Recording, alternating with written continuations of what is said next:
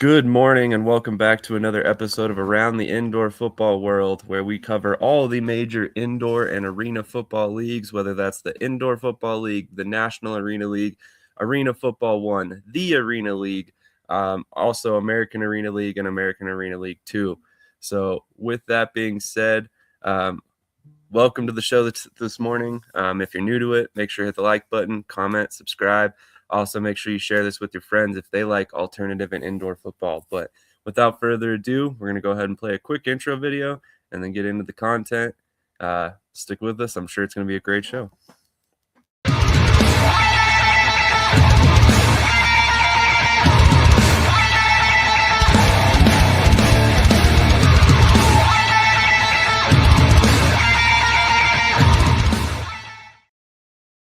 Quick shout out to Docmus from Ashes to Steel. Very great song. If you haven't heard that one, I recommend you go check out the entire version of it. It's available on YouTube for free. So shout out to those guys that did the intro music for our intro there. But Krish, how are you doing this morning, man? No, doing good. Excited to get the show on, and we got a lot to talk about. So excited for it. Absolutely. We're gonna have some great IFL guests later on today. So looking forward to having them on as well. TJ, how are you doing this morning, man? I'm doing good, man. I can't complain. How about you? Another great day.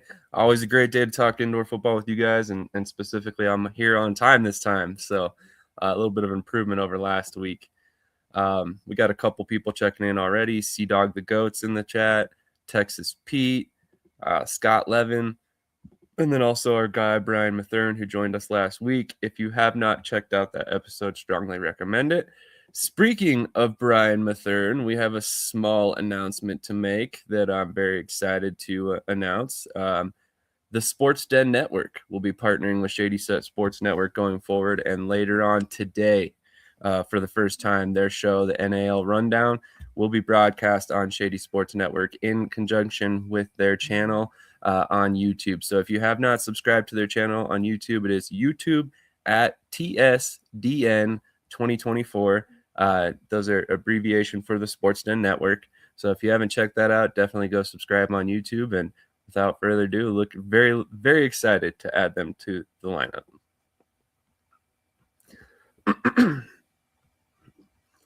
All right. So shout out to Curtis Schweigler and Brian Mathern, our guys over there at TDSDN. Very excited, like I said, to add them to the lineup. But we're going to start on a little bit of a controversial note if you're a huge indoor and arena football fan like we are.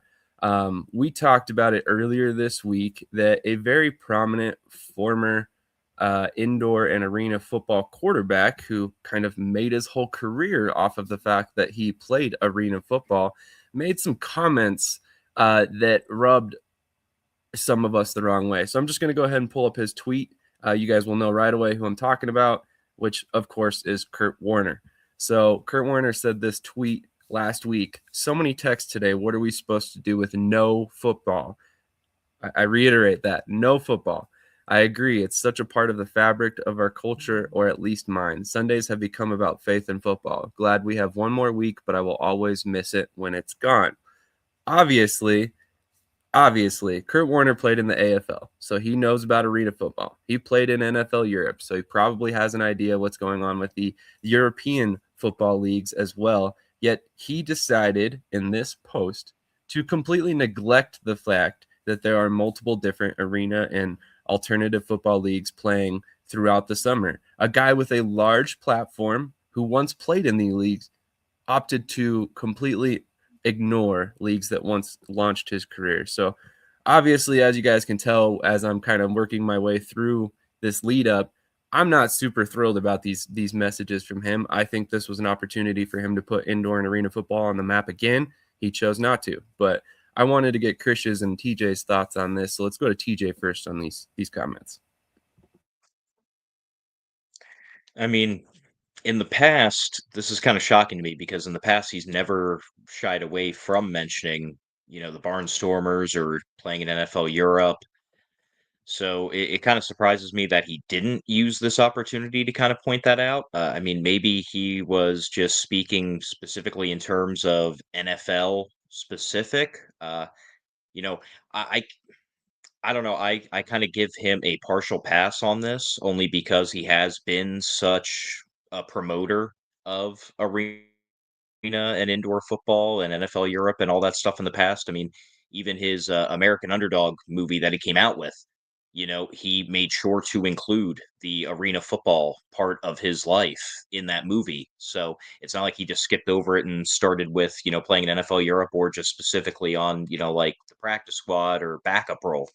So I think he was just speaking in terms of specific NFL football. And while it does kind of shock me again that he didn't include that and use that as a moment to put it up on a pedestal, I'm obligated. I feel like to give him a pass just because he has put it first and foremost just about every other time before this. Fair enough. And you can see our boy Luke right there in the comments immediately, and then me as well, kind of commenting it. So, like I said, I was a little salty about this. Krish, what are your thoughts? Yeah, I agree with TJ. I really have nothing to add. I mean, he spent all that money to add it onto his movie. So, he showed it respect in a broader light. I think, obviously disappointing. You want a guy to honor where they came from, but at the same time, I think he's already done that. And I think he simply must have just forgot or wanted to make it more of an NFL based post. So, I mean, that's it. That's fair. A lot of people checking in. Roger Beck tuning in. Again, Brian Mathern, Texas Pete, Sea Dog the Goat.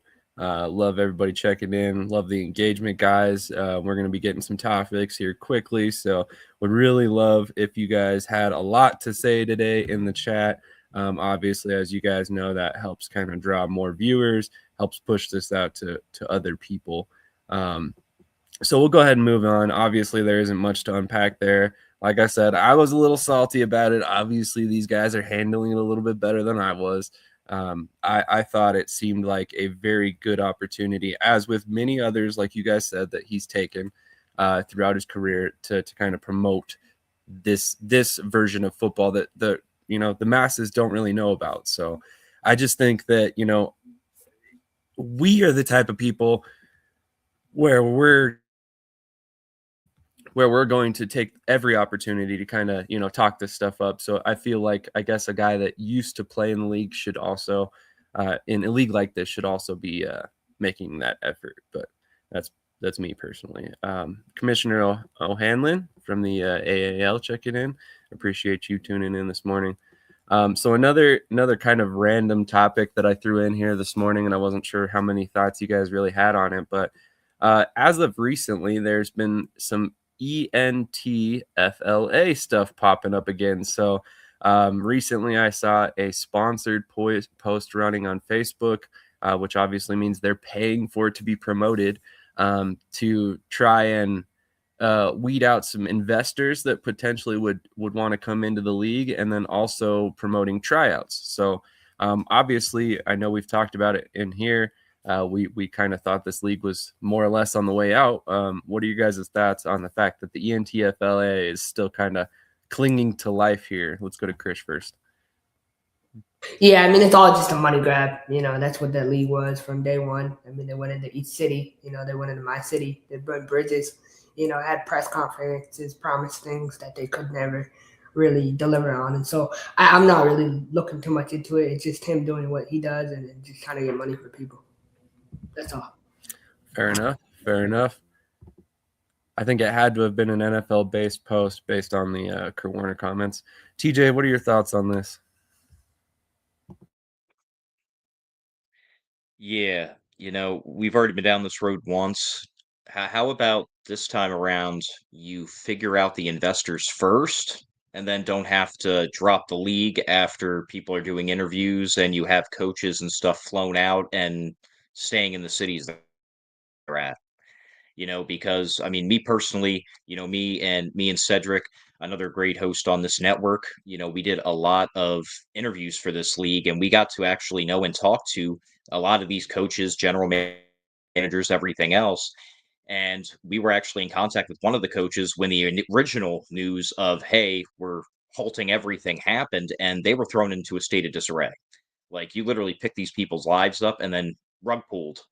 Uh, So how about before you start doing tryouts and everything, and like Chris said, making it look like a money grab? How about you actually get the investments going, get things solidified, and then do tryouts like a legitimate league?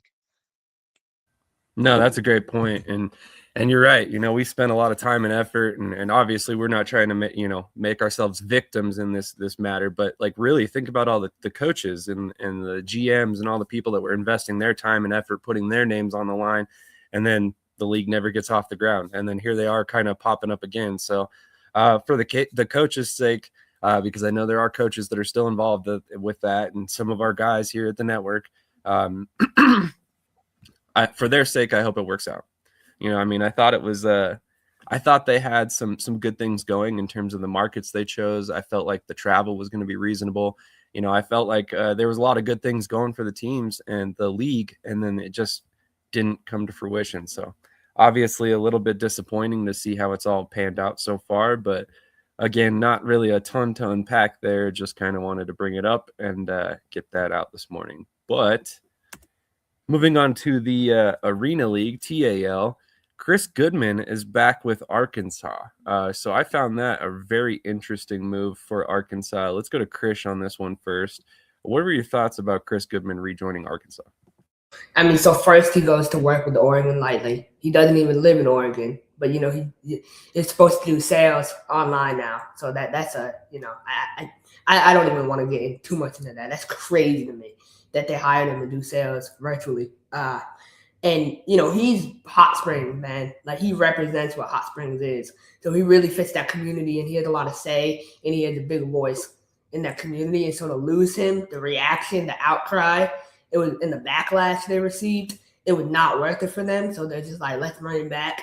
Let's kind of erase all that and, keep a familiar face involved with the organization. I think it's a great move to bring him back, because maybe sales is not his thing. Maybe he's more of like a game day, operations person rather than on the sales side. And so maybe keeping him like focused on his skill set more than focused on the broader picture might be a better idea. I think it's a good move. Very, very good move. That's a good point. That's definitely a good point. And that's something that a lot of people don't think about. Just because you're a general manager doesn't mean you necessarily are a sales specialist. So I'm glad you brought that up, Krish. That's a great point. TJ, what are your thoughts about Goodman returning to Arkansas? Yeah, I find it a little confusing. Not in like why it was done, because like Chris said, they kind of had to do it because of the outcry and everything. And even on the post saying, "Hey, welcome him back. He's now the game day operations." People were saying, "Welcome back. It's about time," and everything else. And then a couple people even commented with, you know, why would you? I can't believe you came back after they fired you like that and everything else. So clearly he is a fan favorite. Clearly he's loved there. But you know, I don't know. I've always felt once a bridge is burned, you don't go back. But clearly, I mean, he's got love for the team and everything. So good for him. And obviously, the fans are happy. So a potential PR nightmare finally resolved after a little while. There you go. There you go. I mean, it is kind of an interesting situation. It's not often that was he fired technically? He was released, let go. Yeah. Okay, gotcha. Yeah. So it is kind of a polite Polite way. firing, I guess, a polite parting of ways, and then for him to return. I mean, it's an interesting move, but I think like TJ said, it shows his dedication to the market, right? Obviously this is his home, this is where he calls home. So I mean, it's a big deal for him to be back. So shout out I to Chris think they Goodman. could have done what they could have done, and what I would have done is a welcome post, not a welcome back post, because this is a rebrand. Before it was Hot Springs, now it's Arkansas Diamonds. So why not do a welcome post? That could have avoided some of the comments TJ was referencing, for sure. That's fair. That's fair for sure. All right, so we have one more TAL topic, a very, very minor one for the most part, but it's something I wanted to throw out there because there might be some people watching currently that have some interest in being a general manager of an arena football team. Well, if you do, The Memphis Hound Dogs are still currently looking for a general manager. There is a LinkedIn post by our buddy Tommy Benizio up currently that they are still looking for a general manager for the team. So if you have any football front office experience in the past, whether that's in the indoor level or at the college level, high school level, whatever it may be, something that's applicable, and you have interest in getting into being a GM of an indoor football team, I strongly recommend you reach out to Tommy Benizio. Nebraska hired a head coach. Do tell, Brian. I did not catch that. Krish, did you see the head coach hire? Yeah, it's Dominic Bramante. Oh, okay. We should have seen that coming. So very recently, if you go back and watch a couple episodes ago, TJ and our guy Cedric, we mentioned earlier, did a interview with Matthew Kayward, the general manager of the Nebraska Siege. And throughout the interview, you hear him talk about how much respect he's got for Dominic Bramante. And he kind of even said multiple times, he's like, oh, I almost slipped and told you who the coach was. But I mean, obviously it was very, very obvious who he had a lot of respect and who he was going to call first. So congratulations to Dominic Bramante, who has been hired as the Nebraska Siege head coach. So thank you for that, Brian. I appreciate it. Thank you for catching that, Krish. I totally did not see a post for that at all. So I'll have to look that up. We're going to go ahead and take a quick commercial break, and we're going to come back and shortly. Hopefully we have our first interview guest joining us any minute here. I did want to say something about the Memphis, though. Yeah, absolutely. Go. And this is a great comment, too, by Coach Davis. But Memphis, man, like I've heard some sources that they're paying good money for a GM. And I believe they're looking for a GM and a head coach. So I think it's a good opportunity for someone who wants to get their foot in the door, someone who already has experience that kind of wants to expand their resume.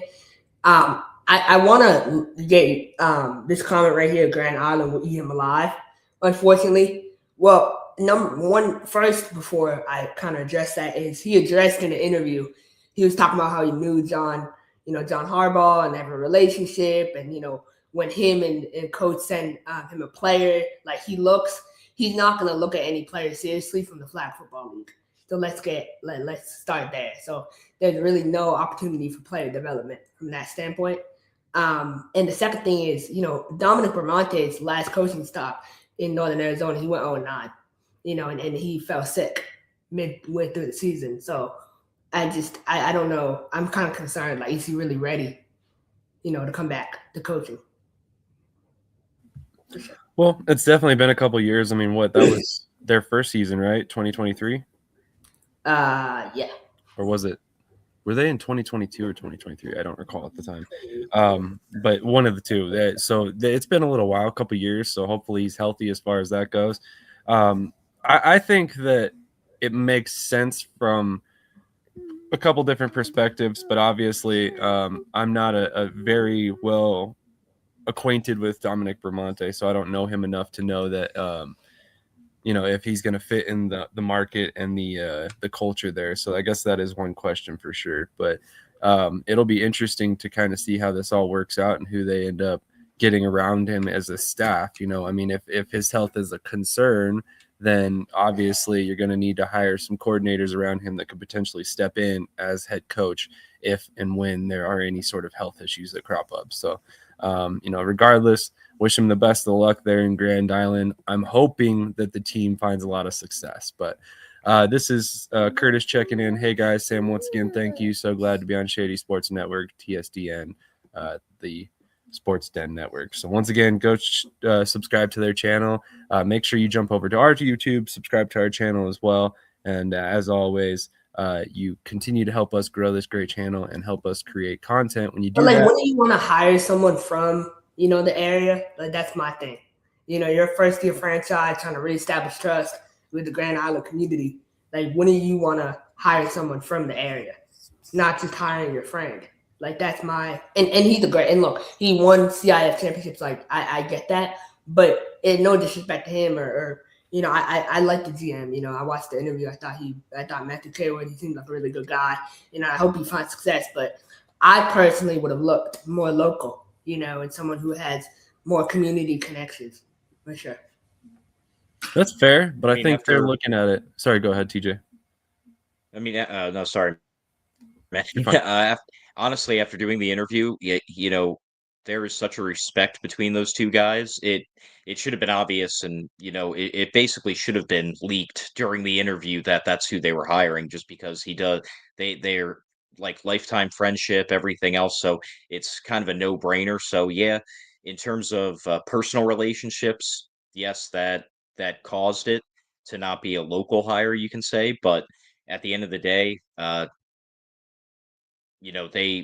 the way he was talking about him, they are best friends. He trusts him with his life, and he kept saying over and over again, man, they have a football system that they're going to bring to make them first year champions. So we'll see. Bold claim for sure, but regardless, I think that obviously his prior experience is a big deal. Obviously, bringing in a veteran coach for a first year team is always a good move. He knows what it means to launch a expansion franchise. So there might be some other reasons why you bring this guy in. It may not necessarily just be those personal relationships. I think we talked about it a little bit when we talked about the New Mexico Chupacabras. One of the reasons that Kyle Moore Brown, specifically in my mind, was hired was his experience with expansion franchises in their first year, dating back to multiple different places that he had been in the past. So I think that's applicable experience that I think really kind of matters for them. And then that's somebody that you can point to and be like, he's won championships. Yes, it hasn't been in this league, but this league's only been around for 2-3 years. So, give him an opportunity to kind of prove himself here. So I just think that there might be a little bit more logic behind that move than just the personal relationship. Obviously there's a mutual respect there and all that, but I think that I just coming away from that conversation with Matthew K-Word, I felt that he's too smart to let his personal feelings about a person completely dictate the hire. Like obviously if he was just going to hire anybody, then that would be a different story. But he obviously took into account the football side of things. So he's not just hiring his best friend. He's hiring his best friend who happens to be a championship winning head coach in the past, if that makes sense. So, but before we go down a whole nother rabbit hole with that again, I'm going to hit the commercial break. We'll come back. We'll start talking about some IFL stuff, and we should have our first guest on any minute.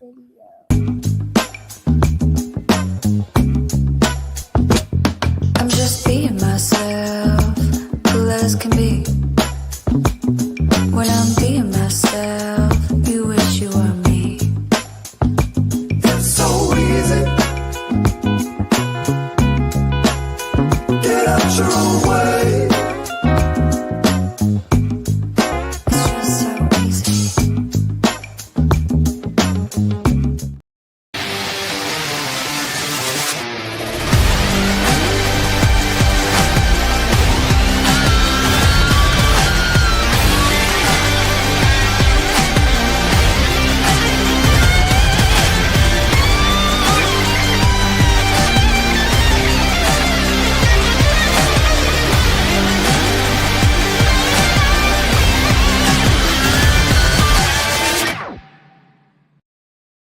How many times a week? Like three or four times, maybe. I gotta pump those numbers up. Those are rookie numbers in this racket. All right, we are going to transition over to the Indoor Football League. A couple things. You can't underestimate the value of working with someone that you trust, especially in a new startup to where you don't have to devote any time as a GM to that aspect of the business if someone is handling it for you. I like that comment from Ricky. Obviously, he would know, right? I would venture a guess that he feels very trusting of Coach Negron. I was talking with Matt, the GM of the Siege, last night, says Curtis. Yeah, Matt's a great guy. Matthew is a great guy. I have enjoyed my conversations with him, and I'm looking forward to meeting him in person when he makes it through Colorado Springs. So moving on to the IFL, there's been a lot of information that's come out, primarily transactionally, but a lot of it is good news for the league. And we should have an IFL guest joining us any minute to talk about some of the stuff as well. But the main thing that I wanted to kind of discuss is the guys moving up. right? That's the big deal that we always kind of discuss with all these leagues. The end result is, or the end goal is for all of these guys to make it to the highest possible level that their talents can take them. And we've got multiple players that have moved up from the IFL this week, including Keelan Kennedy. Keelan Kennedy was previously with the UFL, but he has made it back. He had been out of the league for a full season, but had not played anywhere in 2025. He was signed to the Arizona Rattlers, but now gets back in the UFL before he plays in the IFL. I'm still going to go ahead and chalk that up as an elevation to Arizona in my mind, but we can kind of discuss that further. Then for the Jacksonville Sharks, you got defensive back Peyton Buckley, who is signed with the CFL team. And then most recently, defensive lineman Adam Plant has signed with the UFL from the Vegas Nighthawks. So let's go ahead and kind of go around the horn real quick. Krish, do any of these players getting an opportunity surprise you? Yeah, well, number one, congrats to Coach Davis and Adam Plant for the elevation. I would like to point out where Adam Plant started his career in the Indoor Football League. So, obviously, I think that's a great thing. But honestly, no, Coach Davis took him under his wing, and I think he continues to prove why Vegas is now the staple in the country for guys going and moving up. And what I said last night in our chat, it's like it's real now. It's a destination spot, and I think players really are seeing the value of going somewhere where you can move up and you can develop and you can elevate. Because these are not guys who are just signing for a month and then moving up and the team claiming them and saying, oh, like Arizona. I saw a comment on Coach Davis's post. Joey Lombard moved up from Arizona. Joey Lombard hasn't played a snap in Arizona. He's been signed for less than 30 days. So it doesn't count. I don't count that. Coach Guy not sitting on the phone making the call, getting him to the UFL, right? Coach Davis is sitting here with Adam Plant and developing him through a period of time to get him to the point where he, is the most prepared he'll ever be for an opportunity like this. And I just think it speaks to the player development they have in Vegas. I think their player development program is so strong, and I think now after winning a championship, it's become even stronger. And I think the rest of the league has to catch up. Otherwise, it's going to be a Vegas takeover if the rest of the league doesn't catch up. That's what's going to happen. So, yeah. I'll say this, like, I'll be the first one to admit, last year I was not high on Vegas. I did not have them winning the championship. I did not. I will be the first one to admit that. But this year I look at that team and I say, like, wow, they really got something up there. Like, that's dangerous. It's scary. Definitely agree. TJ, what are your thoughts on some of these moves? It does look like our first guest is joining us. I'm going to make sure he can hear us okay and all of that stuff while you guys go ahead and discuss the moves. I just want to start off by saying I definitely called Vegas winning it all last year, just like I have ever since their inception, because I am a fan. So, maybe a little bias there. But the one that I wanted to point out was Adam Plant, going to the UFL. Out of high school, he was a top 50 defensive end prospect. So it's not necessarily about getting the guys from the league to move up, but it's about guys that were highly sought after that maybe didn't get the break or maybe didn't do what they needed to do right off the bat going into college. Now they're being given second chances, and that's what arena and indoor football is all about. But I do agree with Krish. The IFL. I mean, it's about time. We're almost putting them on the same level potentially in terms of skill and development wise as the CFL, because we're seeing so many guys moving specifically to the CFL. You'd think there'd be primarily UFL, but it's actually a lot of CFL guys or a lot of guys going to the CFL. And it's just really great for the sport, man.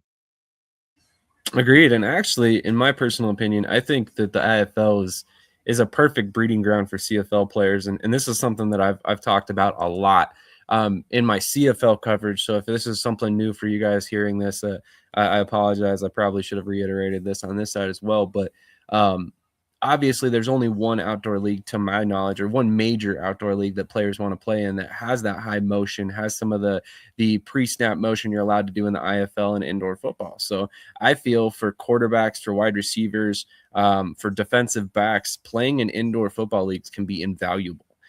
Due to the way that you have to cover those routes, it's not something you're gonna see a lot in normal outdoor football. It's just not legal for guys to take a full sprint at the line of scrimmage, and then you have to learn how to cover that. So I think And I will those, say too, like a guy like Adam Plant, he's the definition of someone where, like physically, like I've seen Adam Plant multiple times in person. Like he's a demon, man. Like if you see him walking down the street, he's a demon. But it's now developing and being able to come somewhere where they can teach you the technique and develop your technique. Not a lot of places in the country can give you an opportunity to really elevate technique wise. So I think that's a big thing for sure. that's a fair point. IQ is everything at the next level. Agreed. And speaking of defensive linemen that deserve an opportunity at the next level, let's go ahead and bring on our boy Chima Dunga of the Quad City Steamwheelers. I almost said quarterbacks. How's it going, Chima? How's it going, Sam? Appreciate you for having me this morning. Absolutely, man. The pleasure's all ours. Really appreciate you joining us this morning. You've been with Quad City for a couple years. What keeps you coming back to the Steamwheelers? Shoot, not a couple years. This is like my second year with Quad City. I'll just give you a brief update on where I'm at in my career. I started off with Sioux Falls at first. I was with them for 2 seasons. Then I went to Tulsa. Now I'm at Quad City. So this is my second season with Quad City. But the reason why I came back to Quad City, obviously, we were a game away from going to the chip. We went to the Eastern Conference Finals last year, and then we lost to Green Bay in the Eastern Conference championship. Literally a game away from going to the chip. And I was like, nah, that pretty much like left a bad taste in my mouth. And then, then Coach Ross wanted to bring me back, and then I was on board with him. I was like, yeah, we might as well, bring the whole team back and, finish off where we started and, get this chip, because we had a talented team. Obviously, we had a good quarterback, a good defensive line. DeQuan Neal was good. So, majority of the team is coming back. So we got, finish where we left off and get this chip. I apologize about that. It definitely makes sense that you would want to return to Quad City after that. My mistake. I was thinking your time in Sioux Falls was also Quad City. I should have known better than that. Completely apologize. Also, for those who aren't aware, we did a player spotlight on Chima on our website, shadysportsnetwork.com. So if you haven't read that and you want to learn a little bit more about his career, I recommend you check that as well. Krish, do you have any questions for Chima? Yeah, Chima, good to see you. I think one of my questions would be, how do you feel about the D-line room this year compared to last season? Our D-line room, obviously, we had the talented D-line last year. We had David Cagle, rookie All-IFL team, Kadir Shepard from Ole Miss, rookie All-IFL team, and then we have Keyshawn Moore, 41 at nose. He was on first team All-IFL. So pretty much that whole defensive line last year was an all-league team pretty much. But obviously we got Keyshawn coming back. I'm coming back, and then we signed a couple guys that that got IFL experience. So I think it's not going to be bad at all, because obviously bringing guys that got indoor experience, that's a pivotal part of the game, and obviously they're already adjusted to the indoor game. So I feel like football is football at the end of the day, so it's not going to be hard to adjust. But I think our defensive line room, obviously me, Keyshawn coming back, that's big for QC. So I think we're gonna be talented, and I think all it has to do with coaching. We have good coaches here at QC, so all of us, take coaching. All of us are talented, so it's not going to be hard for us to be acclimated in the defensive line room. That's fair. TJ, do you have any questions? Yeah, man. Thanks for joining us this morning. It's awesome to talk to you. Having been with a few different teams, now with the Steamwheelers last season, obviously again this season now. Uh, how different is it playing in front of a team that has more of a storied history in the sport as opposed to a newer team? So obviously it's crazy. My first game in the IFL was in 2022. I signed mid-season with the Sioux Falls Storm, and my first game was actually against the Quad City Steamwheelers. So I did not even know anything about like the indoor game, coming out of college. And I remember one day I was bored. I just started like, Googling all these indoor football teams. And I looked up one of the teams that popped up was the Quad City Steamwheelers. And then I just was looking at like the history that's behind the Quad City Steamwheelers. So apparently they have a lot of history. Obviously, they were like one of the first teams that were like founded in the AF1, the AF2 by Jim Foster. He used to be the former owner for the Iowa Barnstormers before like he sold the team. He was the creator of the indoor game. And so just looking at like the amount of like championships Quad City won back in like the early 2000s. I mean, they played great complementary indoor ball. So they definitely have a lot of, history. So just, coming to Quad City and playing in front of these fans that, that's been going to like the Quad City games back in the early 2000s when they were the AF2. It just shows you that they really care about this out here in Quad City, and they just, they just want to win. And, I was like, man, the fans deserve that. That's one of the reasons why I had to, to resign with Quad City, because it's a great fan atmosphere. The fans know you who you are.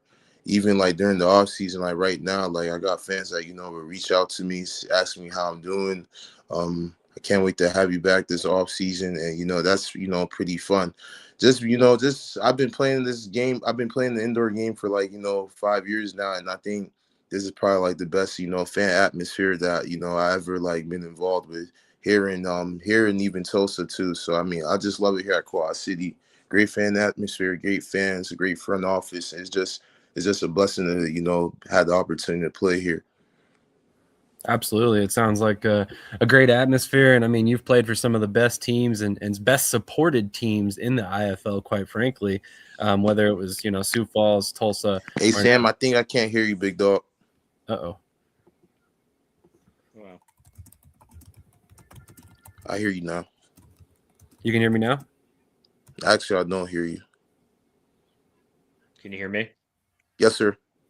Okay, let me back out and come back in. TJ, if you want to go ahead and ask him some more questions. Krish, can you hop back in as well? I will be right back. So for this upcoming season, like you said last year, only one game away from the chip. What do you think you guys have to do differently this year? I mean, being so close, it's not like you have to change a lot.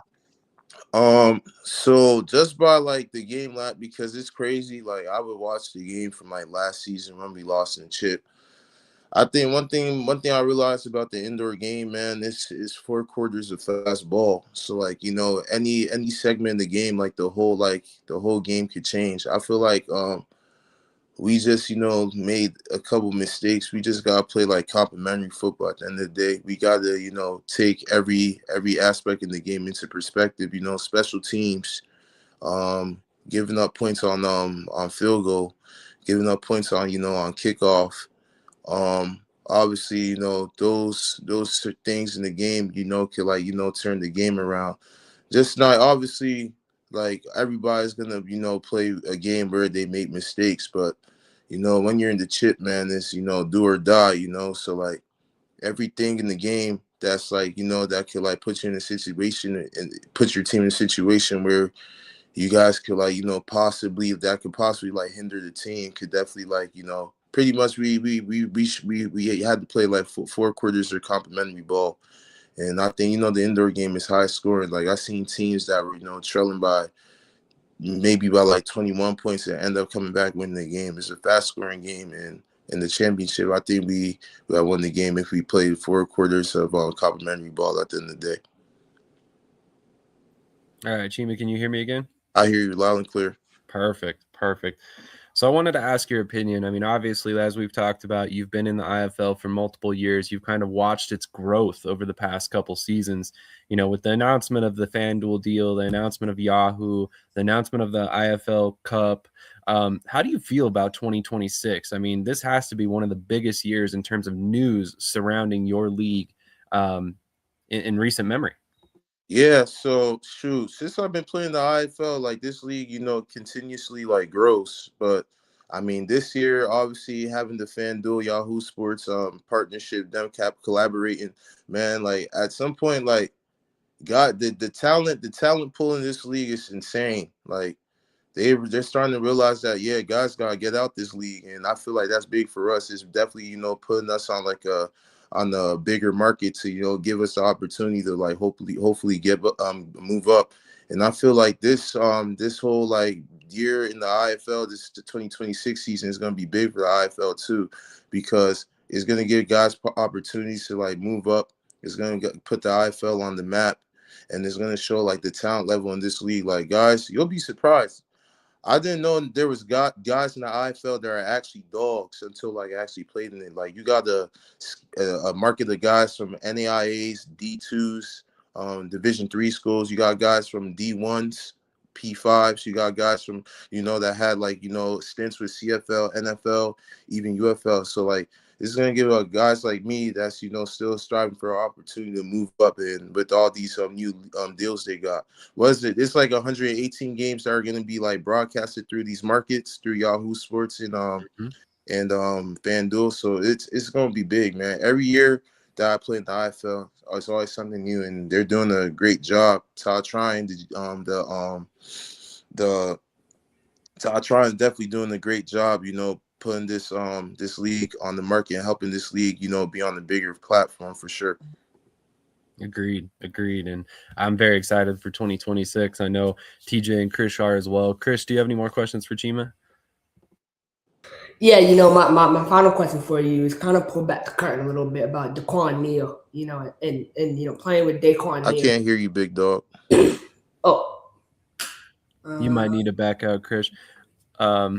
We'll see if we can't get another question. TJ, do you have anything else for Chima? Yeah, I do have one more question. I can't hear TJ either. Oh boy. All right, we might need you to back out and come back in, Chima. Can you hear me still? Yeah, I hear you. So I'll exit and come back on. All right, sorry about that, man. Sorry about the technical difficulties. Like I said, for some odd reason, we keep having these things happen with StreamYard lately. If anybody has any insight, if you also use StreamYard and you have any sort of advice on this, that'd be great, because it seems to be happening more often than not lately. It seems we can't get through a 30-minute interview without having some sort of issues lately, which was never the case when we initially started using StreamYard. So we'll see if we can't get him back on. Krish, we had him hop out and jump back in, so we'll see if that helps as well. All right, can you hear us all? Yes, sir. Okay, go ahead, Krish. No. So I was gonna ask you. So obviously having the opportunity to play with Daquan Neal, right? He's a veteran quarterback in the game. How much did his leadership mean to you and kind of help you develop as a young player? Daquan Neal definitely brings that that veteran presence. Obviously, he was the IFL Offensive Rookie of the Year back in like 2019 when he played at Iowa. So just being around Daquan's presence, that's one of my guys. Like me and him are good friends. Even during the off season, we'll chop it up. But Daquan definitely brings that veteran presence, and you got to lead by example. So I guess everybody feeds off of his energy, and he helps us go out there and win games. He definitely brings a veteran presence. So I think Daquan Neal is a good asset to our team for sure. I like this comment because it was something that I really wanted to say. Chima, the knowledge you have of the IFL and the way you speak with passion is very impressive. Hats off. You represent the league very well. Your knowledge, just sitting here and listening to the way you're discussing the teams, how they were launched, Jim Foster being involved, exactly which league they were in. It's impressive, man, because a lot of players that jump into these leagues, they don't know about them ahead of time. So obviously you've done extensive research and kind of realized, I'm not just getting into, another league for an opportunity, but I'm actually getting into something of a legacy with some of these teams. So respect, bro, for having all that knowledge on you, for sure. TJ, do you have any other questions? Just one more. You said when you started to get offers or started thinking about playing the game, you started to look it up and everything. Knowledge wise, are you sure you weren't a fan growing up? Because you know a lot about the leagues. So I remember just as a kid, I remember because my coach at Morgan State, his name is Omar Smith. He actually played in the AF1 for the San Jose SaberCats. Um, Shout out to Morgan State, Go Bears. That's where I played at before I transferred to Central Missouri. But yeah, he was telling me, yeah, back in the AF1, like these guys were, making, they're pretty much like making a bunch of money back then before the whole league went doormat. And then like he was telling me that, yeah, like they used to play on like CBS Sports, and it was a big deal back in the day, even though it's still a big deal now. But yeah, I just remember as a kid just seeing like the indoor game, like the AFL games on like on Spike TV, on MTV. So like I just remember as a kid, but it's crazy. Like I remember just like growing up, I was like, man, I'm not gonna play in this. And then a point came in time where after, the NFL draft came and then I wasn't getting opportunities. My agent finally, hit me up. He was like, hey man, you're gonna have to, get some, updated film. So you might want to have to play indoor. And then I was like, I looked at it as the disrespect. Do you know who I am? And then I felt like that was God humbled me, man. Go play in the IFL, man. And then days went by. I hit my agent. I was like, hey, let's make this happen. And then I got Coach Ray's got in contact with me in Sioux Falls. And then, that's where my IFL career finally, kicked off. And I'm not gonna lie, like I said, there's actually guys in this league that you wouldn't expect. That's actually, dogs. And I'm like, why aren't these guys getting that opportunity at the higher level, including guys like me? So I think, like I said, like I respect the game of football, like especially in the IFL, ball is ball. And when I tell guys that, hit me up, ask me questions about, playing the indoor game, like, hey man, the same way you'll treat yourself as a professional at the higher level is the same way you treat yourself in the IFL. Because at the end of the day, this is a professional game. You're getting paid to play ball. This is a job. This is a job at the end of the day. And I don't even, like it's crazy when I say that I'm going to practice, like I say I'm going to work.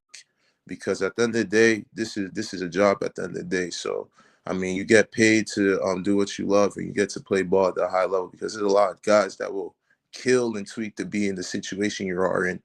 Because I'm telling you, there's about a bunch of guys that hit me up to this day, ask me, hey man, put me on with your team.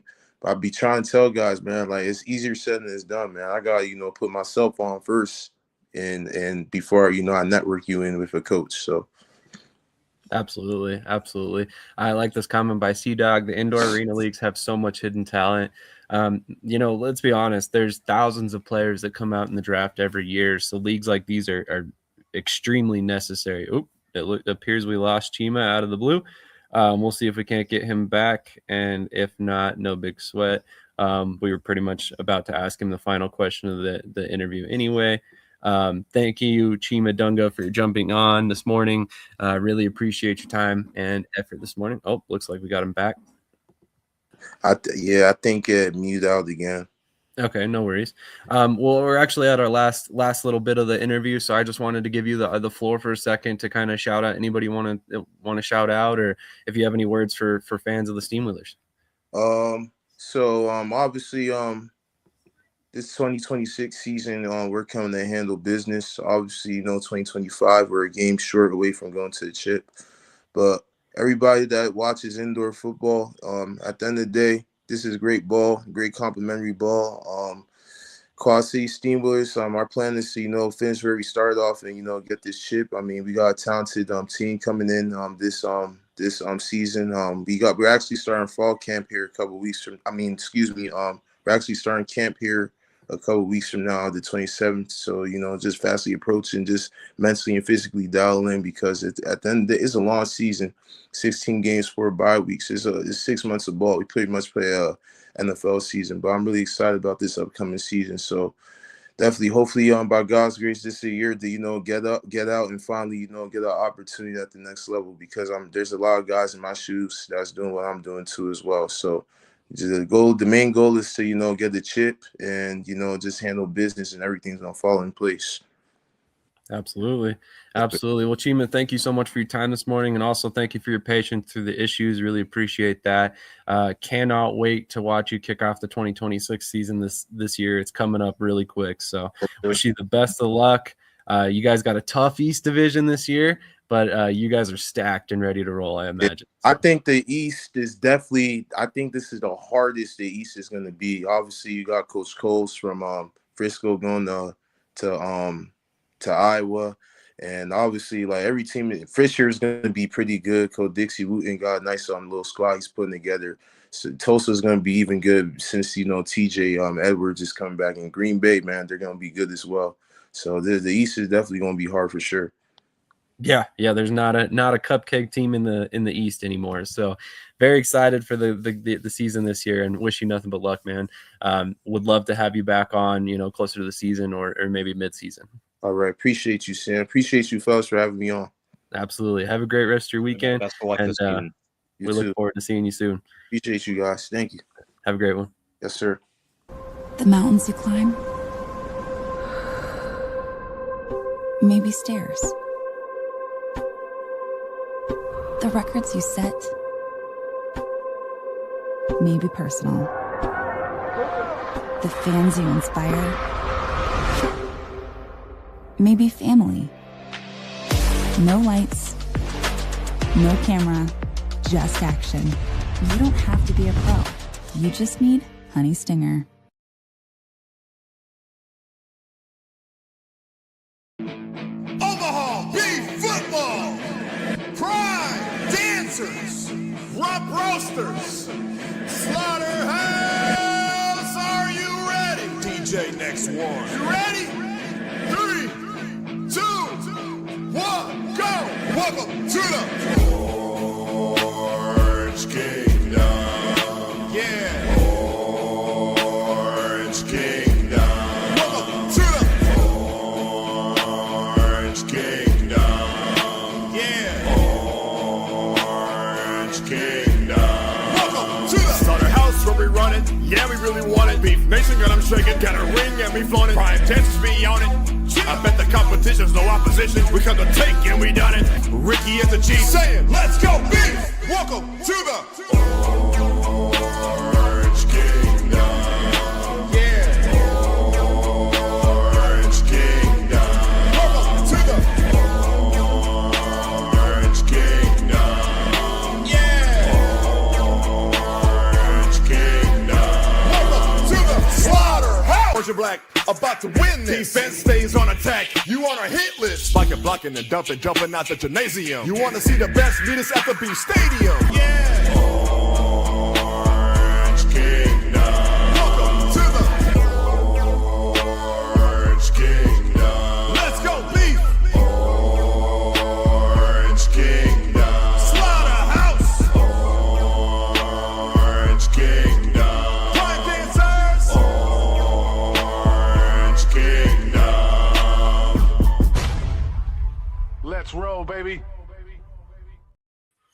All right. We are back with Peter Schwartz. Peter, how are you doing this morning, man? I'm doing great, guys. Thanks for having me on. Oh, thank you for taking the time out to join us. We really appreciate it. The last time we had you on, I believe you actually did an interview with TJ, if I remember correctly, about being the GM of the New York Dragons. My, how much things have changed in a year. Now, your recent announcement is you are going to be doing play-by-play and in-arena announcing for the IFL in 2026. So I just kind of want to give you the floor. How did this all come about for you? Well, it's amazing how the 2026 starting out a little differently for me than 2025 did, but I'm really excited after the whole thing with the Entertainment Football Association kind of fell apart.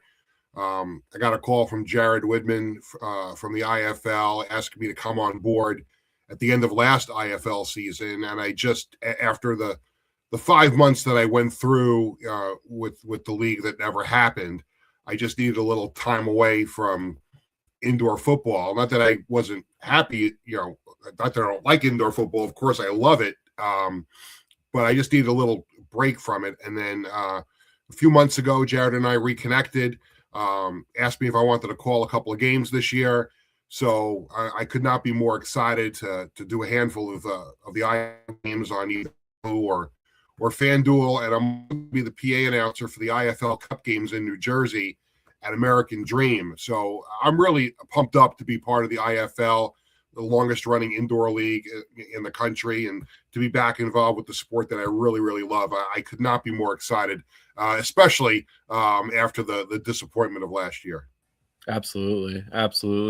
And to be clear, like, I can't imagine going through what you went through and then, honestly, even contemplating getting back into indoor football. It must have been, I mean, obviously you're not necessarily putting your life on the line and as far as you were with the Dragons, but, still it had to have been a little nerve wracking for you to go back. I mean, granted, it's the IFL. We know they're going to be around, but I imagine that in the back of your head was a little nerve wracking. Yeah, again, it was a pretty tough decision, having a chance to get involved with the IFL at the end of last season. I just didn't think it was the right time to do that. But I could not be more excited. The IFL, gold right now. So to be involved in it now is fantastic. And excuse me, last year, I thought it was a godsend. The best job I've ever had in 36 years of being in sports was the original New York Dragons and working in the football league. I mean, those 8 years I spent doing the announcing for the Dragons and working for the league as well. Best job I've ever had. And it's not even close. And 18 years later for me to think that it was coming back, and I would not just be working for the team again, but being the general manager was, I thought it was a godsend and a dream come true, and it turned out to be a nightmare for a number of different reasons. And the hardest part about it, I spent 5 months promoting something that was never going to happen, and that's why I needed a little break from it before I could not be happier that Jared offered me the opportunity again to be back involved with the sport. But it was a tough 5 months trying to navigate through what was an absolute disaster. Absolutely. And shout out to Jared Woodman and the IFL for everything they've been able to do over the past couple seasons. I mean, this league just continues to get better and better, including adding men like you into the fold, in the broadcast booth. I cannot wait for the season. It's going to be super exciting. TJ, do you have any questions for Peter? Yes. Thanks for joining us once again. This time on a much happier note now. The IFL doing the cup style games, kind of like, the NBA in-season tournament, when you first heard about it, just as the idea, what were your thoughts about it? Do you think it's going to catch on and be a repetitive thing, or do you think it's just going to be a kind of like a test for this season? Well, I was pretty excited when I first heard about it before it was made public. I thought it was a great concept, and I'm not as down on the in-season tournament and the other sports as other people are. I actually think it's kind of cool that it adds a little bit of juice to some regular seasons that may not have the juice. And when I say that, I'm talking about the NBA has done it and the WNBA has done it. And listen, I live here in New York. We were celebrating the Knicks winning the NBA Cup, so it added a little bit of juice and a little bit of excitement, and it seems to have worked out well for the NBA. In this case, I think it's really interesting because they are regular season games and they are building it up, and they're playing it in a very unique atmosphere in New Jersey, an American Dream. And I've been to sporting events at the American Dream Mall before, and the area where they're going to have it makes for a very unique atmosphere. And, the fans are going to be right on top of the action. I'm excited to be the PA announcer for it. It's going to be a wonderful event. They've got 4 really good teams that are coming to New York, New Jersey for the week, and they're going to spend the whole week here. They're going to come, play the semifinal games, and then they're going to be in New York and getting a chance to see everything that New York, New Jersey has to offer. And then they'll play the consolation and the championship game the week after. So I'm excited about it. I think it's great, and it's a chance to bring the IFL to New Jersey, and obviously the league has not been in this market before, so it's a chance to get some exposure for the league in the biggest market in the country. So I'm excited about that. I'm excited about 4 really good teams coming here, and I'm excited to see some really good indoor football. Yeah, absolutely. I mean, if you're going to pick 4 teams to play in this event, I feel like you picked probably 4 of the best that are available currently. I know with Vegas and Arizona and Orlando as well. And then I like the thought process that they chose some teams that are new to their markets, so they're not necessarily losing as much per se as some of the teams that are established and are going to have a full market, a full arena during these games. So talk to us a little bit about the venue. I mean, obviously we've seen an arena football game very recently in this venue, but I personally think it is one of the most unique and interesting venues out there for a game like this. How excited are you to be able to be involved in a game in that venue? Oh, it's amazing. It really is. And I've been to the mall. I have to be careful the way I say that, because I know some of the people who work for the mall, for the American Dream management, and they don't like to refer to it as the mall. They like to refer to it as an entertainment center. But I've been there with my family a number of times, and we've been to some sporting events. There was professional women's hockey that took place on that same space. The Harlem Globetrotters had a residency there. And essentially, you're going to have 3 levels of fans right on top of the field. And there's going to be, seating on the bottom, and then there's the next floor up, and the floor after that, there's going to be some VIP seating around the complex. So it's going to be really unique. The sound system is great. The acoustics are really good.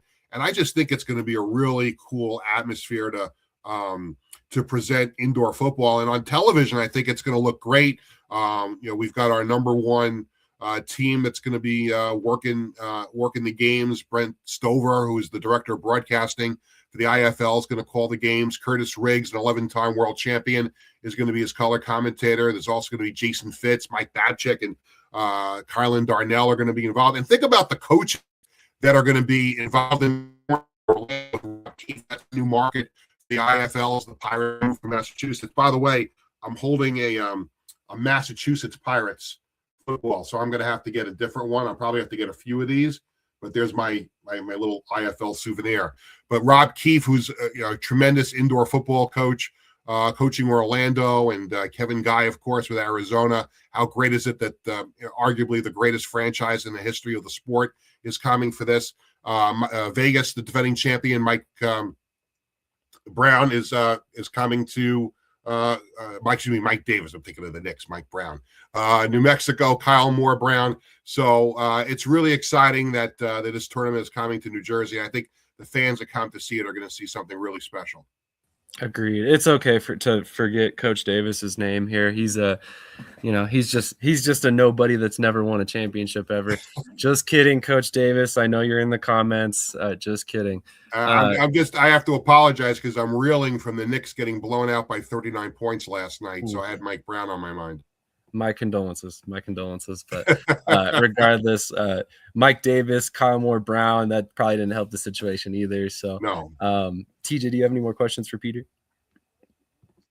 Yeah, saying you've been to the entertainment center and you've seen the layout of it. I mean, obviously we've all seen, the former Arena Bowl that was there. Can you see in the future potentially a permanent team calling that home? I think that would be kind of unique. I mean, the complex has had its own team before. They had the women's hockey league had a team there, so it got up to be able to have it. The question is going to be, can the right ownership group, come forward to own it? And revenue is going to be a question mark too. Can a team make it in New Jersey? It's not like it's an 18,000 seat arena. I don't know what the actual capacity is going to be for the IFL Cup. I would imagine they'll be able to get about 3,000 people or so, the way it's situated. That's how I've seen it before with some of the other sports. So I think it would be unique. Look, I think this market here in New York, New Jersey would be tremendous, for the IFL. And obviously, my background. I mean, I worked for the New York Dragons for 8 years, and we had other indoor football teams in this market before. So I definitely think it would work. The question would be would the right ownership be a part of it and make it work? financially and make it financially viable to have a team there. I of course would love to see it. I would be all for it. I would raise my hand and say, yes, absolutely. Let's bring it here. No question.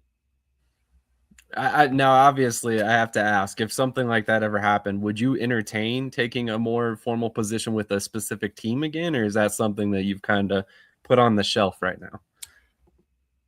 You know what? I loved broadcasting in the original Arena Football League, and I did it again in the NAL a few years ago. I was really, really excited to be a GM. It's a lot of work.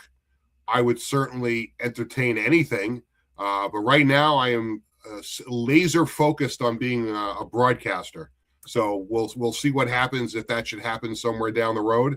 But right now I am just excited to get to know this league a lot better. I've got a lot of homework to do. I'm going to be doing the April 5th game. That's my first game in Orlando.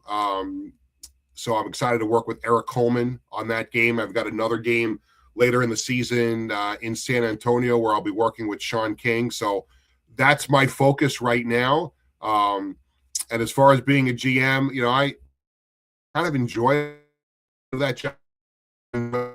Was it real for 5 months?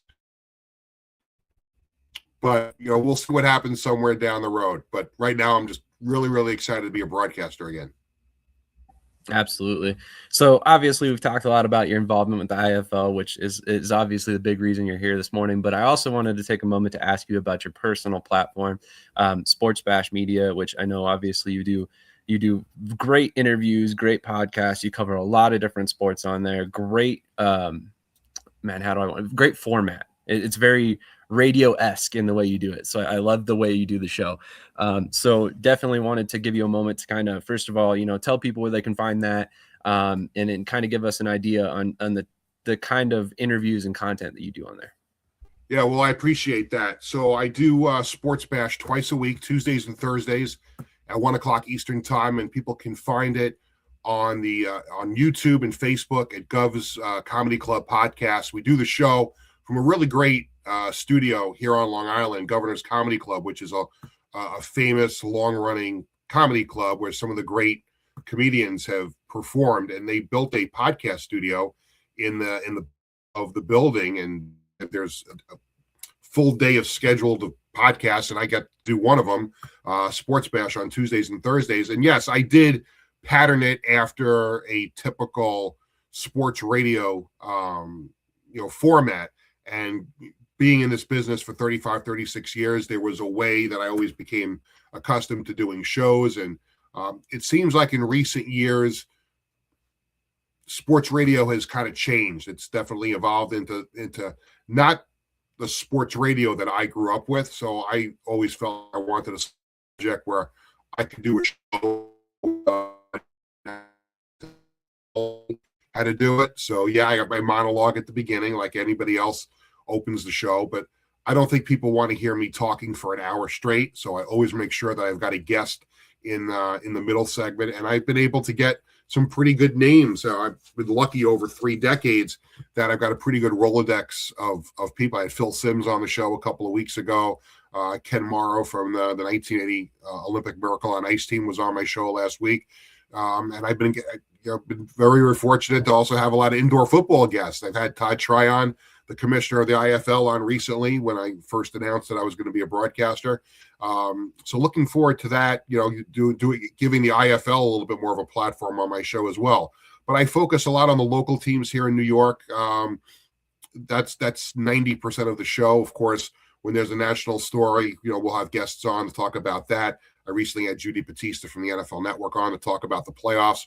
So, it's predominantly a local show here in New York, but we certainly open it up to the national sports landscape as well. And we do some fun stuff on the show too. We do a poll question. We'll do our sponsors is a secondary ticket company, Ticket Bash. So we do like what's hot at ticketbash.com, like some top events that are coming up.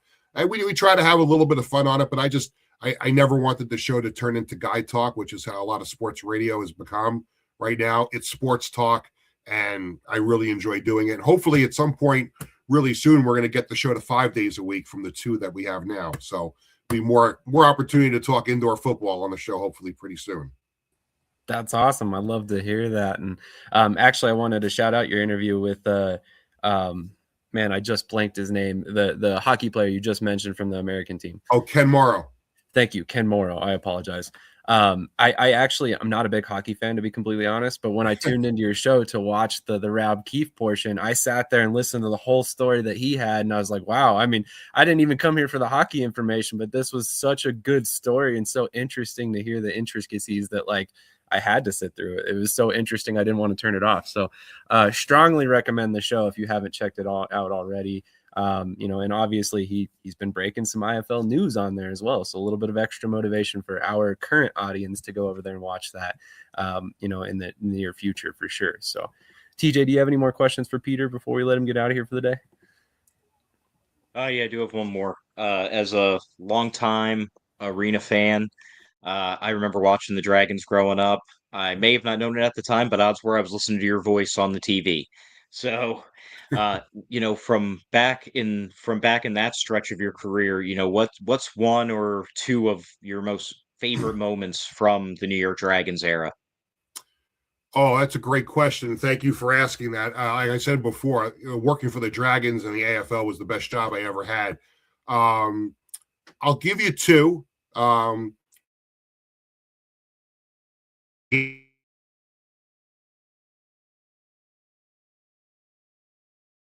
Chicago to send the Dragons to the next round. That was really a cool thing because the Dragons started that season out 0-6. And at 0-4, they made a coaching change. John Gregory was let go, and Todd Shell became the head coach. And the Dragons won 8 of their last 10 games to win the AFL Eastern Division title. And the last 3 games of the regular season were road games. And they packed away all the Dragon stuff because they were owned by the Islanders, and they figured, there's no chance of anything happening. So after when they were 5-8, they packed the dash.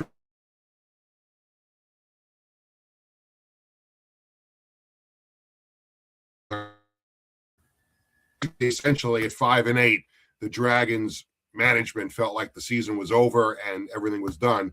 Well, the Dragons wound up winning their last 3 games of the season, including the last one in Carolina, to finish 8-8. And with 8-8, they won the AFL Division title, which meant that now the Islanders ownership had to go back and pull everything out of storage because the Dragons would have a home playoff game against Chicago. And Ian Halfield at the end of the game kicked the game-winning field goal to send the Dragons to the next round against Orlando. So I will list that as number 1. Number 2, working for the league, getting a chance to do play-by-play for 3 national radio broadcasts of the Arena Bowl. I can't pick one over the other, so I'll just lump all 3 of them together. So a chance to be the play-by-play voice for the national radio broadcast of those games was absolutely incredible. But those are just 2 of so many memories. And the thing I always take out of those 8 years were the relationships that I built with so many of the players, not just on the Dragons, but around the league, doing a radio show for the league every week on Sirius. I got a chance to develop relationships with so many of the players, and so many of them, I as much as I had the relationships with the players on the Dragons, it was around the league as well. Like Sid Bonner became a really good friend of mine, and the fact that now I'm working with him again with the IFL is really cool. Ari Wolf was one of our broadcasters on the IFL team, getting a chance to know him when he was the announcer for the Philadelphia Soul. So I know I gave you 2, but I could probably sit here for 2 hours and give you more great moments that happened, when I was working for the New York Dragons. Well, I'm actually going to compound on his question and ask you, what's your favorite call you've personally had? So not like just one specific moment in a game. Again, I'll give you 2. I just gave you one of them before. It's the Ian Halfield game-winning field goal.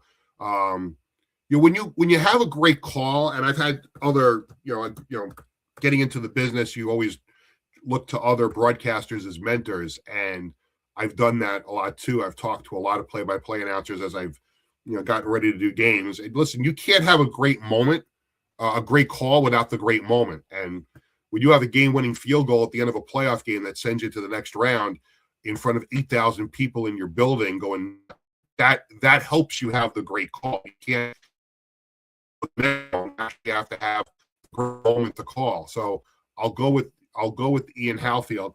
And the other thing I'll say too is obviously I was blessed beyond belief to call so many Aaron Garcia touchdown passes over the course of my 8 years with the Dragons. And the one I think that will stick out is number 500, because he was the first quarterback to get the 500. And because he was that battle with Andy Kelly, who was playing for Detroit at the time. But I did the game in Detroit when I think in that game both of them got the 500 in the same game.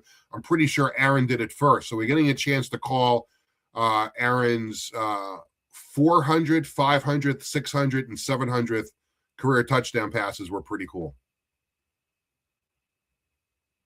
It's just insane to hear those numbers. I mean, it's not something you'll ever probably see again. I mean, even in the AF1 these days, I don't think we'll ever quite touch those numbers. But Peter, it's been a great time having you on once again. It's always a great time speaking with you. I love that we've been able to kind of keep this connection open, and I would love to have you back on in the future, of course.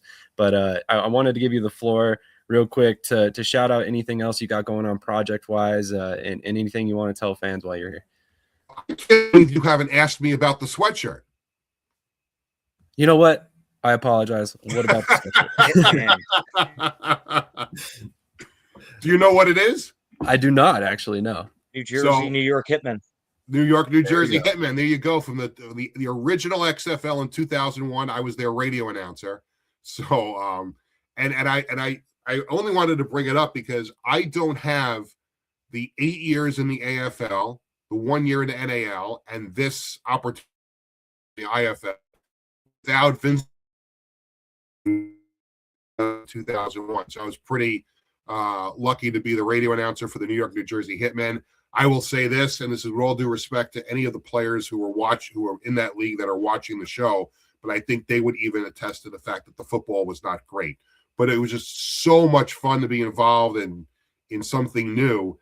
And again, with that job, 2001, that got me the New York Dragons job. So I don't get the Dragons job without that 1 year XFL. And I'll always remember that first game. And you guys have probably seen, if you didn't see it live, I don't know how old either one of you think. You guys are a lot younger than I am. But you've probably seen clips of McMahon stepping onto the field in Las Vegas saying, "This is the XFL." To be in the building that night when that happened live with 30,000 people filling that stadium, and I remember taking a cab from the hotel to the stadium, and it's that one road that takes you down the road, takes you from the main street into where the stadium was, and it was like a Super Bowl. I mean, people were scalping tickets left and right. It was just so much fun. But I treasure this sweatshirt because without, and I've told Vince McMahon that before. I told him that night, I said, thank you for the opportunity. And I've always made a mention, like, without that, I don't get the 8 years with the Arena Football League. So, again, horrible football, but it was a great year and a lot of fun.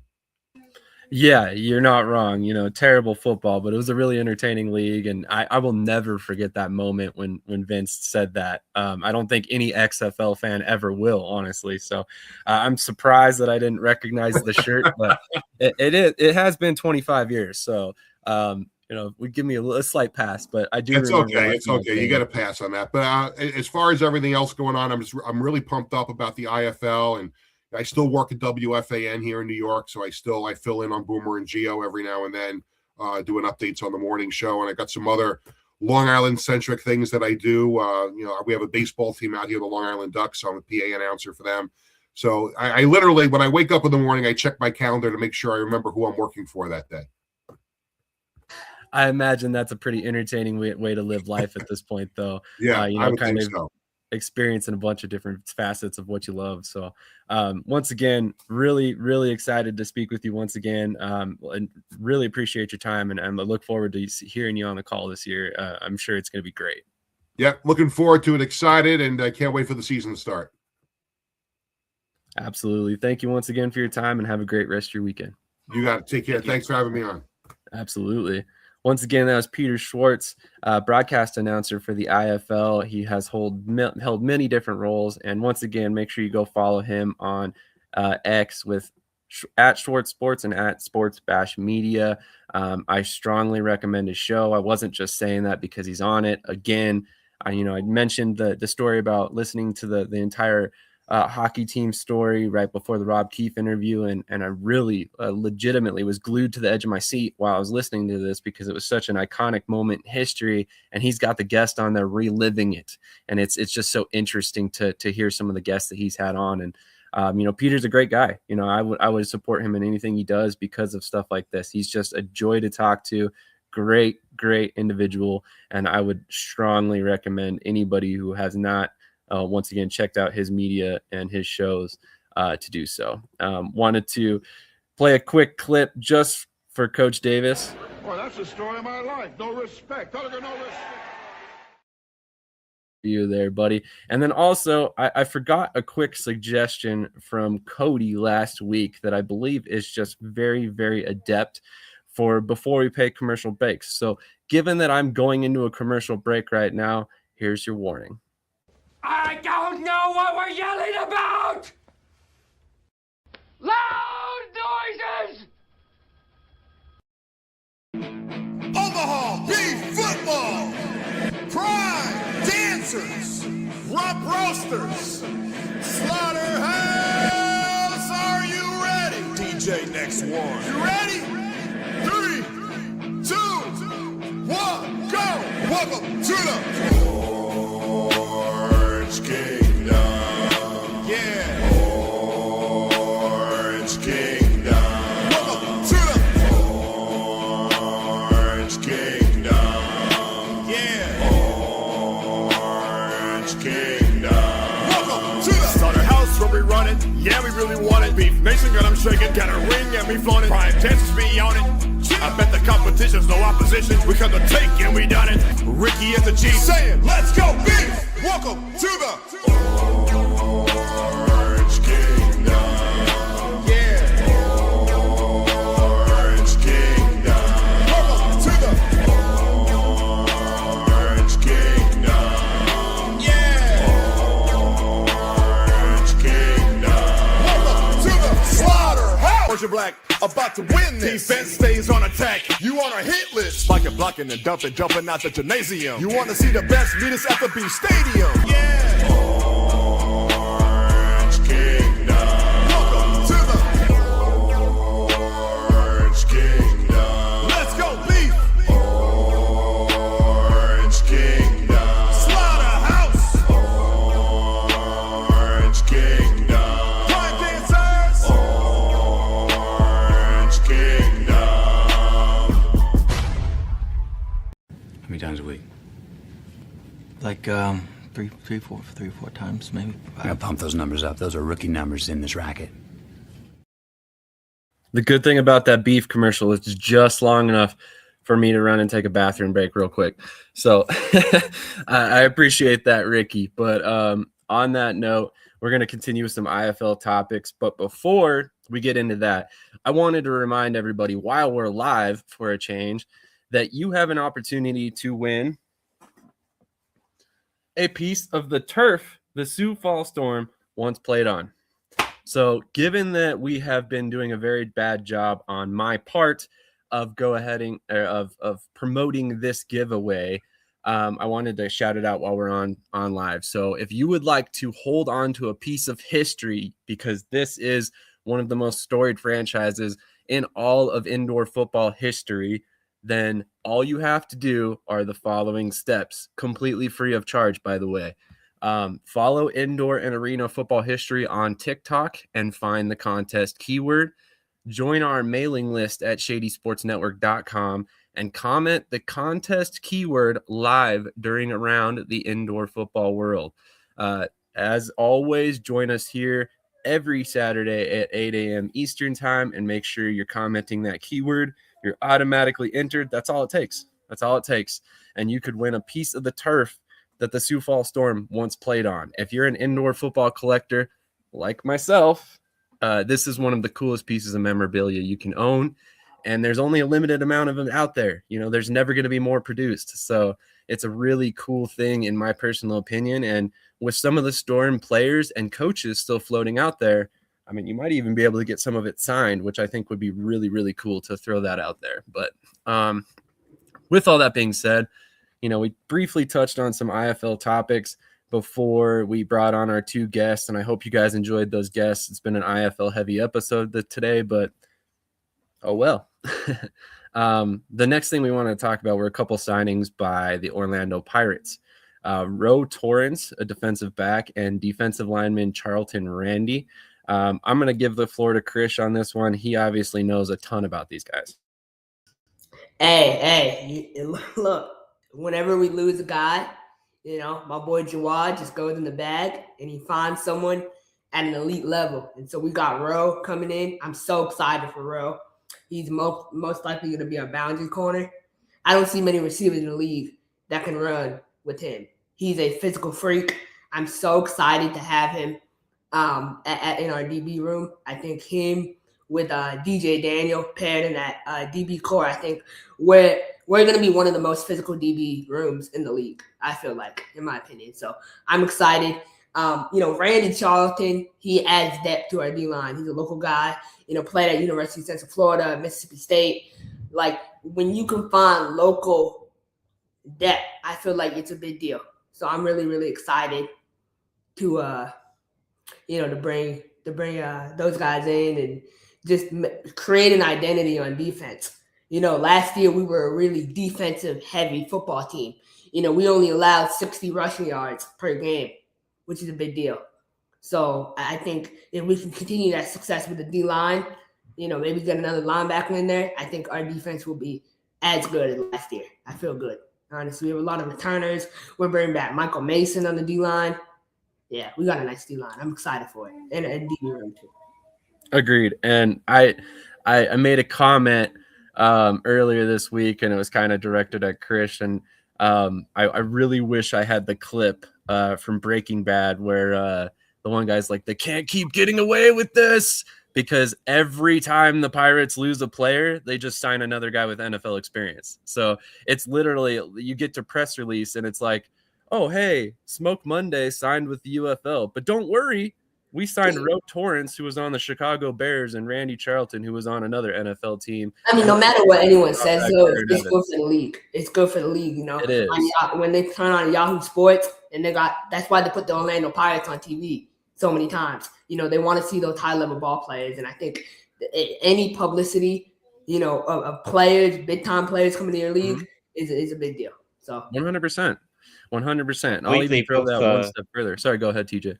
I believe they both spent time with Edmonton too in the CFL. So, Good I mean, point. both NFL and CFL experience, man. It's not fair. It's not fair. Exactly. And honestly, I mean, at this point, Jawad must have just like a Rolodex of anybody who's ever played a single snap in an NFL training camp or a CFL training camp or a UFL training camp. I need a defensive back this week. Whoop. Here's one of 27 that are unsigned right now. So, shout out to him and his ability to bring in high-level players. I'm super excited for Ro Torrance because I was a fan of his, coming out in the NFL process. And I really thought he had a future in the NFL. And, 6'3", 210 pounds, if I remember correctly. Big defensive back, can probably play some linebacker in the indoor football league. So I'm excited to see how they use him as well. Krish said a couple weeks ago that Jawad had mentioned a comment specifically about trying to guard the red area given the stadium or the arena alignment, which, first of all, smart strategically, right? So I think some of these moves that we're seeing him make are directly related to that. And Ro Torrance makes a lot of sense, right? You bring that physical presence to the secondary in the red area, it's definitely going to have an effect. So I really like that he's really, taking it to the next level with the strategic thought process behind bringing some of these moves in. And of course, as always, you have to question some of the money spent, but that's all right. At the end of the day, like we said, it's good for the league to get high level players. And we're about to talk about a lot more that just signed with Vegas as well. So TJ, I'm going to toss this one to you. Vegas has loaded up on defense as of late, signing another 4 players after sending Adam Plant to the next level. What are your thoughts on some of the moves that Vegas has made as of late? Man, they're really locking up and loading up. Last season at times it seemed like the defense gave up some big plays, gave up some big points. I mean, obviously, look at the championship game. It was an instant classic, but a higher scoring one. So they're loading up, got on guys to really solidify not just the front but also the defensive backfield. And I really like it, man. I think they got to be like a top 3, top 5 defense this year, hands down, with some of the moves that they're making. I agree. Grabbed one of my Southwest Kansas guys now over there, Marquise Lawson Greenwood. He had previously signed with them, and now it looks like he's actually going to report this time. Really excited for him. I think he's an outdoor player that once he gets in that Vegas system, I'm sure he'll get his opportunity back outdoors. Couple comments I wanted to get to. Caleb said this was a super long interview, stepped away and had breakfast and still going. Gonna go back and watch. Had to be a great convo. It was a great convo, although it wasn't any longer than normal interviews. We typically slot 20 to 30 minutes with each guest. It just depends on, when exactly they join and when exactly they get off. So it might have been a little bit longer, but Peter, in my mind, is a very special guest. And that's not anything against anybody else, but him and I stay in touch and talk ball all the time off camera. So it's always good to get him on here. Plus, I love to shout out his platform because what he does is awesome. And it's really a throwback to old school radio. What we, me and TJ, maybe not so much Krish, grew up on listening. Sorry, I don't mean that as a disrespect, Krish. You're just obviously a little bit longer than us. But Arena Football Statement checking in. Appreciate you being here this morning, Ducon. It's a good thing, Krish. It means you're not over the hill yet like us. That's all. Exactly. This comment kind of stinks, but having a piece of Sioux Falls Storm turf would just make me cry. Let's hope that there's still a chance for them to come back in the future with. That would hit deep. That's where my boy Anthony Russo ended his career after getting a dirty late hit. So I don't want to look at any of that turf anymore. Oh Lord, do I have a box of them or a barrel full? Hint for anybody who has not yet entered the contest yet. In the bag is right. Coach Rez checking in. Appreciate you being here this morning as well, Coach. Love the physical thoughts. Hope they all can cover. East is loaded with good receivers. The entire league this year is unreal in the level of competition across the board. Yeah, Coach, I think you're forgetting we got Naquan Murray on the team. So they'll be going to get Naquan every day in practice. So it'll get them ready for high-level receivers in the East. So we're good. Why do the Pirates get all the good S? Well, beauty is in the eye of the beholder. Vegas repeat. TJ, we were top 3 last year. I will say something about the D-line, though, that I do appreciate. I feel like the D-line room this year for Vegas, they have so much depth, but also they only allowed 72 rushing yards per game. They were really you look at the stats, their D-line was nice, and they were going against some of the top rushing teams in the country. So now adding more depth, I think their D-line will be even better. Also, their defense as a whole, they only give up 41 points per game, and their secondary is younger and faster in that way too. So I think with a younger secondary, you bring in Coach Miller, who's a DB. Coach Miller knows so much about DBs. I mean, he played DB. He's a great DB coach. But I think if you give Curtis Chin under 40 points a game, if they can even get it to 39 points per game, their defense letting up, I mean, you're going to be winning games by 20, honestly, 15, 20 points because of how dominant that offense will be, in my opinion. So it's a great thing to kind of bulk up the defense. They bulked up the O-line too. I can't believe their O-line is as good as it is. They have a lineman from LSU they got, Kristen Coulter. I just having that good of an O-line is amazing to me. I'm kind of jealous of the O-line, because we only have 2 offensive linemen signed, but we'll find somewhere. So hopefully. I like this comment. So many teams are so good in the IFL that I personally think pretty much any team can win it all this season. I mean, obviously, there's a few exceptions to this rule, obviously. But, yeah, I mean, you look across the league, I mean, I think it's feasible to say, a team like Green Bay could win it. I think Vegas is in the running. I think Orlando, Jacksonville. I like Green Bay, and I like what they have. But my thing is the identity. They lost 6 out of 8 starters on offense. And And obviously the MVP as well. Yeah. So yeah, and like obviously difficult. You know, you'll have a rookie quarterback, and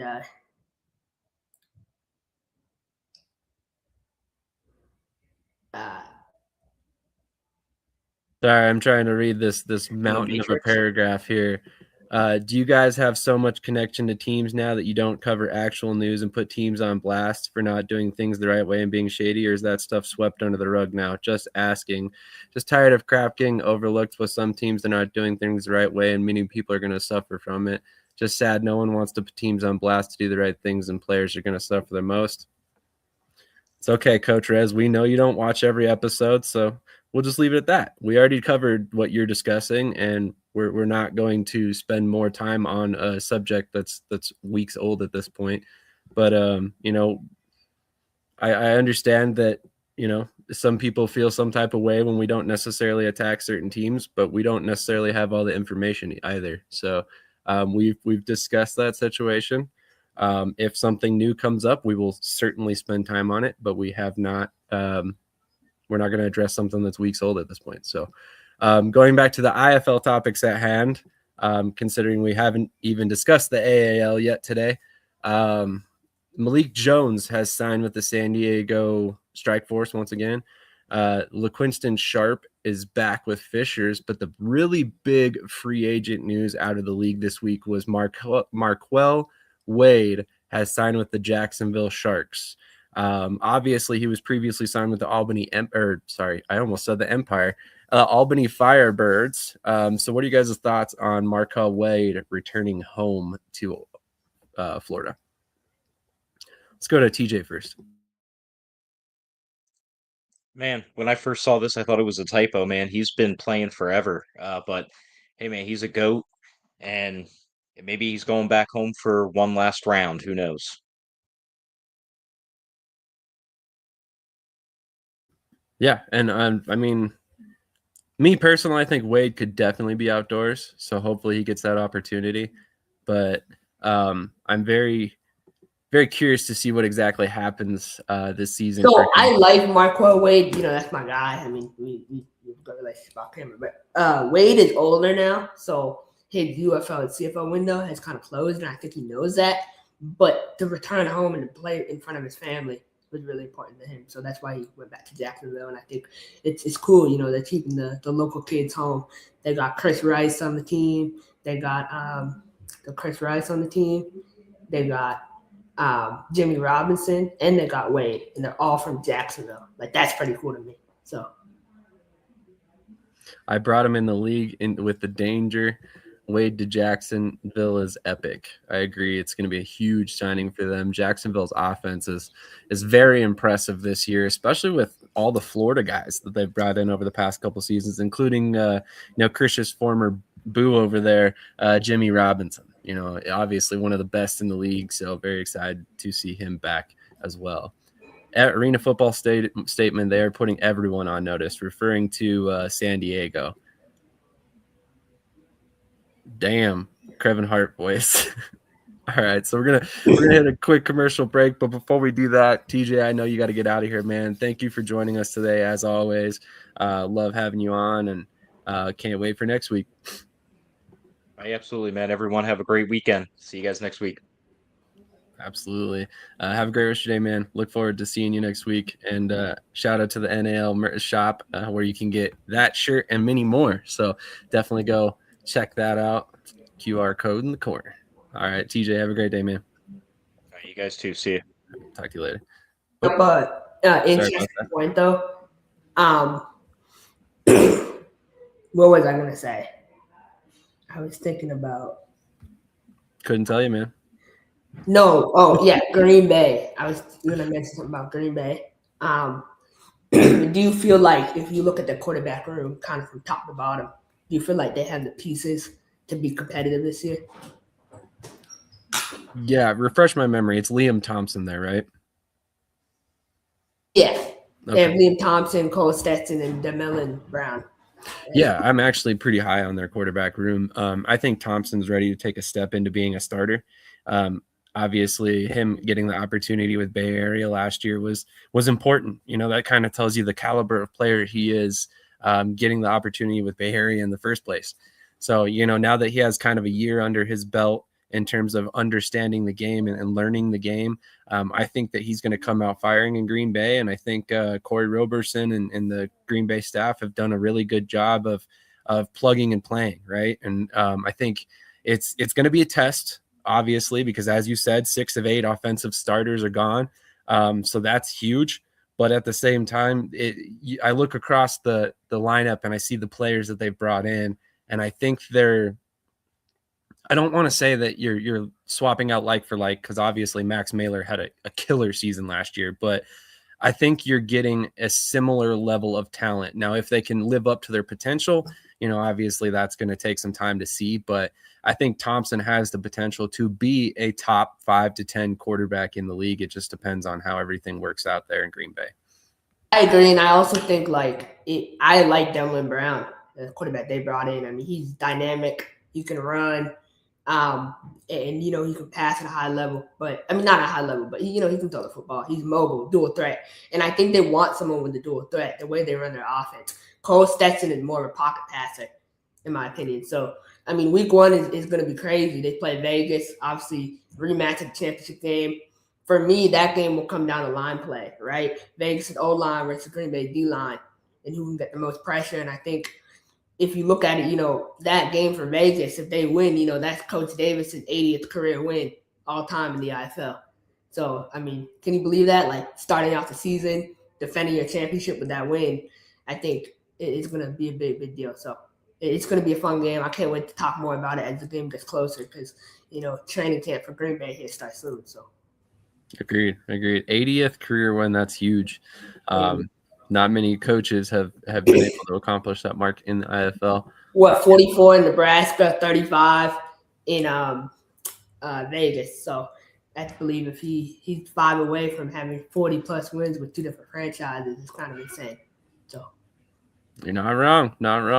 There's a reason why he deserves the respect that he may or may not get on this program occasionally. But we're going to go ahead and hit a quick commercial break. We're going to come back and we're going to discuss some NAL and some AF1, and then we'll close this out. After that, there isn't a ton to talk about, but we'll go ahead and get that rounded up. And then once again, remind you that as of tonight, you can catch the NAL recap via the Sports Den Network with Curtis and Brian Mathern. So definitely make sure you check that out at 5 p.m. Central Time, 6 p.m. Eastern, 4 p.m. Mountain Time.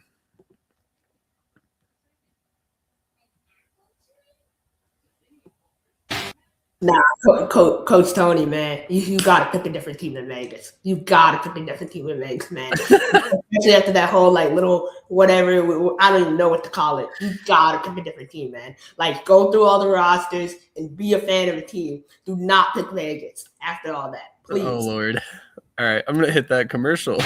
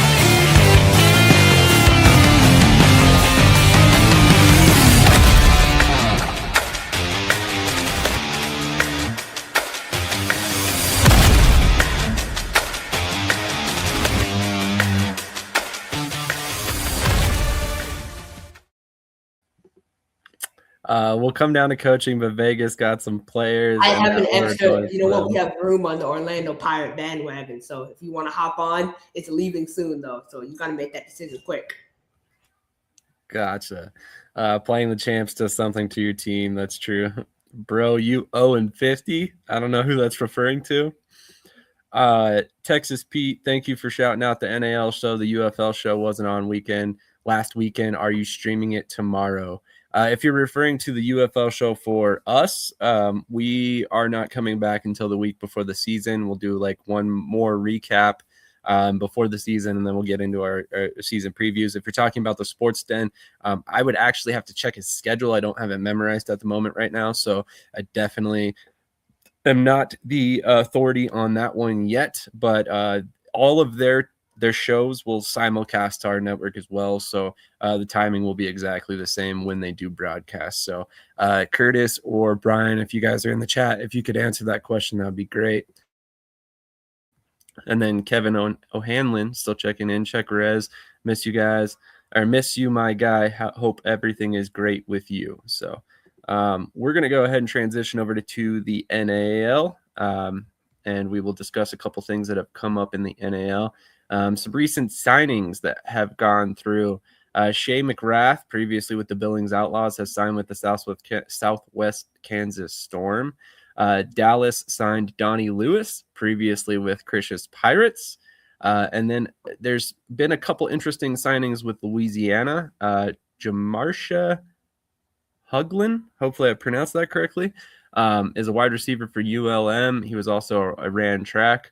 LaRoderick Scott, a defensive back, was also signed by Louisiana. And then the big piece of news that I know Krish is happy to see, Josh Lanier has been released by the Pueblo Punishers, and there's a very specific reason why we would like we liked to see that news from Pueblo. They did the right thing in that one. So Krish, any of these moves stick out to you, obviously, other than the last one there, which we can spend some time on? Yeah, I mean, I'll start with the last one real quick. I mean, come on, Tay, come on, Solo. Do the bare minimum of due diligence. Go to this great app we have. It's called Google. It was invented. Just look up the guy's name, and you'll find great things. Great things. Bare minimum. But you know what? It's fine, right? The message I got back was, "Oh, we talked to him this week." Okay, all right, you did. But it's very, very disappointing. I'm so happy they released him. So happy. I hope you wouldn't take your kid to the game if he was on the team. So I think Pueblo is trying to be a community organization, and you don't want that. You don't want that on your team. So I'm whatever with that. But in terms of the other signings, look, Southwest Kansas. I mean, let's call it spade a spade. They lost Brandon Wright from Michigan State. Right, that was a D lineman. I know you were really excited about. I was excited to see him in the running game too. How they would use him at the goal line, since their running back room is kind of questionable. And so you needed to add another D lineman piece. I think you still need to add one or two more D linemen. The O line is what it is at this point. So both lines for Southwest, it's going to be a completely new identity. I expect a drop off in D line play for Southwest Kansas as a whole. In terms of the other moves, I mean, Dallas signing D-Lou. I love D-Lou. Donnie Lewis is amazing. He's obviously, he struggles in man coverage. He cannot play man coverage, but he can play zone, and I think he'll do good in the National Real League. I think he'll play at a high level. So I'm happy for him. He played at Tulane, 7th round pick with the Cleveland Browns. So he had that experience. He played in Corpus last year to end the season. So, yeah. Yeah, definitely solid player. Good addition for Dallas. I think the move to release Josh Lanier, I mean, honestly, he probably should have never been signed with the pending legal case that he had with him. And I'm glad to see that he was released. Krish, I didn't necessarily have concerns about bringing my kids to the game because I haven't read up a lot on what he was involved with, but I don't recall it being involved with underage kids or anything. But regardless, a sexual assault charge is a sexual assault charge, and we're not trying to bash on the guy, but he's currently serving a sentence. So that's not somebody you need to have on your team right now. But my question, and I'm just gonna ask you, like, as a fan of the game, right, and be involved as long as you have been, like, how do you sign a guy like that? Like, how do you not, like, when you search up the guy's name, that's the first thing that pops up. So do you just ignore that and sign them? Like, I'm kind of confused. No, I don't have an explanation for that. I mean, I know he's a high-level player, and that's great. And obviously, you want the best of the best, but there has to be a line drawn. And I think that line in the sand, I mean, second chances are great, right? We're not trying to advocate for anybody to have the door shut on them if they made an honest mistake and they've paid their dues. But the problem is that this specific player had not yet paid his dues. In fact, he is currently paying those dues and will not be available until mid-season anyway. So that's the problem that I think me and Krish had with that move specifically. So just to be clear, like, it's nothing against the guy. Honestly, we hope that he serves his time and, he turns his life around and nothing like this ever happens for him or anybody else involved with him again. But at the same time, I just think he needs some time in between what happened and then him being back on a football field. And I want to say this. I think this can be used as a learning lesson and a turning point for Pueblo. It's been a very, very rough offseason in the sense of you keep signing guys, you release guys, you announce guys, everything is happening. You lose guys to the IFL. They've lost the most guys. I believe they lost 4 guys to the IFL. Like, it's been a really rough season. You got caught cheating. Your coach got suspended 5 games. Like, all this crazy stuff is going on. Go to camp. And now you get caught signing a player who's, actively serving a sentence. So now go to camp with a fresh slate. Put that all aside and go with the group and try to develop the group of guys you got coming in. And I think that's the biggest thing. Like, try to build some type of team chemistry. Yeah. No, I agree. And honestly, I think you're right. I think Pueblo has a chance now to move forward in the right direction. And they made the right decision. Right. So at the end of the day, good on Pueblo for making the right decision and moving away from Josh Lanier. I mean, it was a necessary move. I will agree with your assessment on the Southwest Kansas Storm. They definitely need to do some more work on the defensive line. I definitely think that there's some holes there that need to be addressed in order for them to be a competitive team in 2026. I don't think they have any qualms about saying that by any stretch. So it'll be interesting to kind of see where they move in the near future in terms of who they bring in.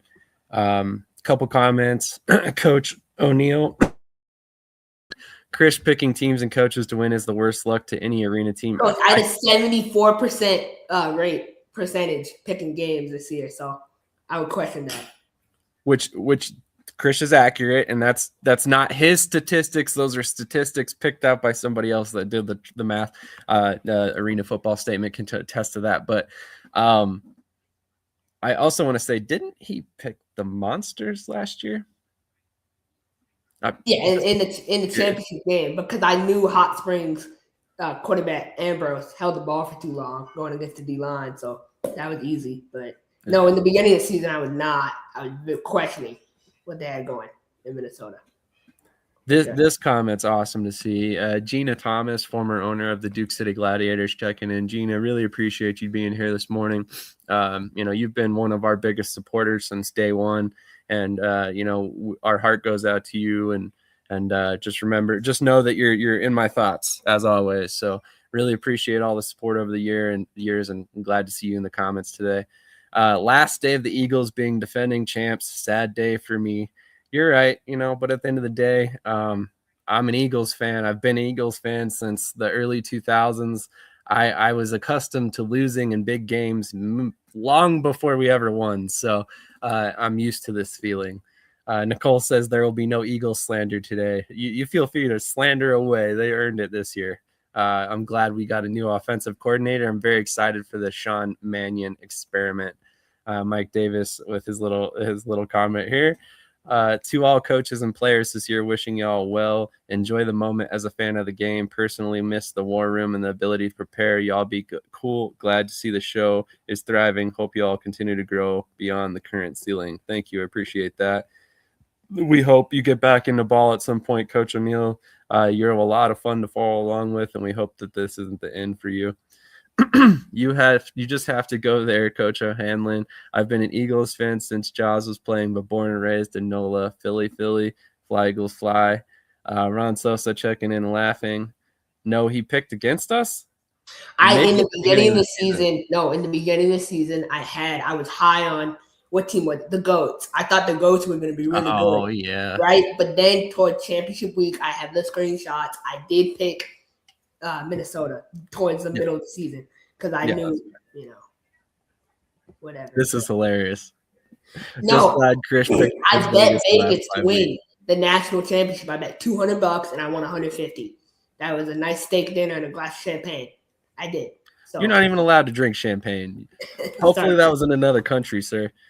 But no, honestly, I did pick Vegas to win the championship. Not during championship weekend. Before, no, I picked Vegas in the last 4 weeks. Yeah, so that's inaccurate. Absolutely. AC checking in. What's up, Sam and Krish? He says, "Don't remind me." Love it. All the people checking in. We really appreciate all the support, guys. Seriously, make sure while you're here, hit that like button. It really goes a long way for us in helping us grow our platform and grow this show. We've been doing this all year long. It's been over a full season now that we've been going straight. And then this is also the 4th season of this show. We've put a lot of work into this. Krish and I have been doing this for years now. So seeing what it's become, thanks to all of you guys in the chat today, is really awesome. And we really, really appreciate all the support. I do want to ask you this one question, though, while we're on the National Arena League. Of course. Which team do you believe had the strongest defensive identity going in the season?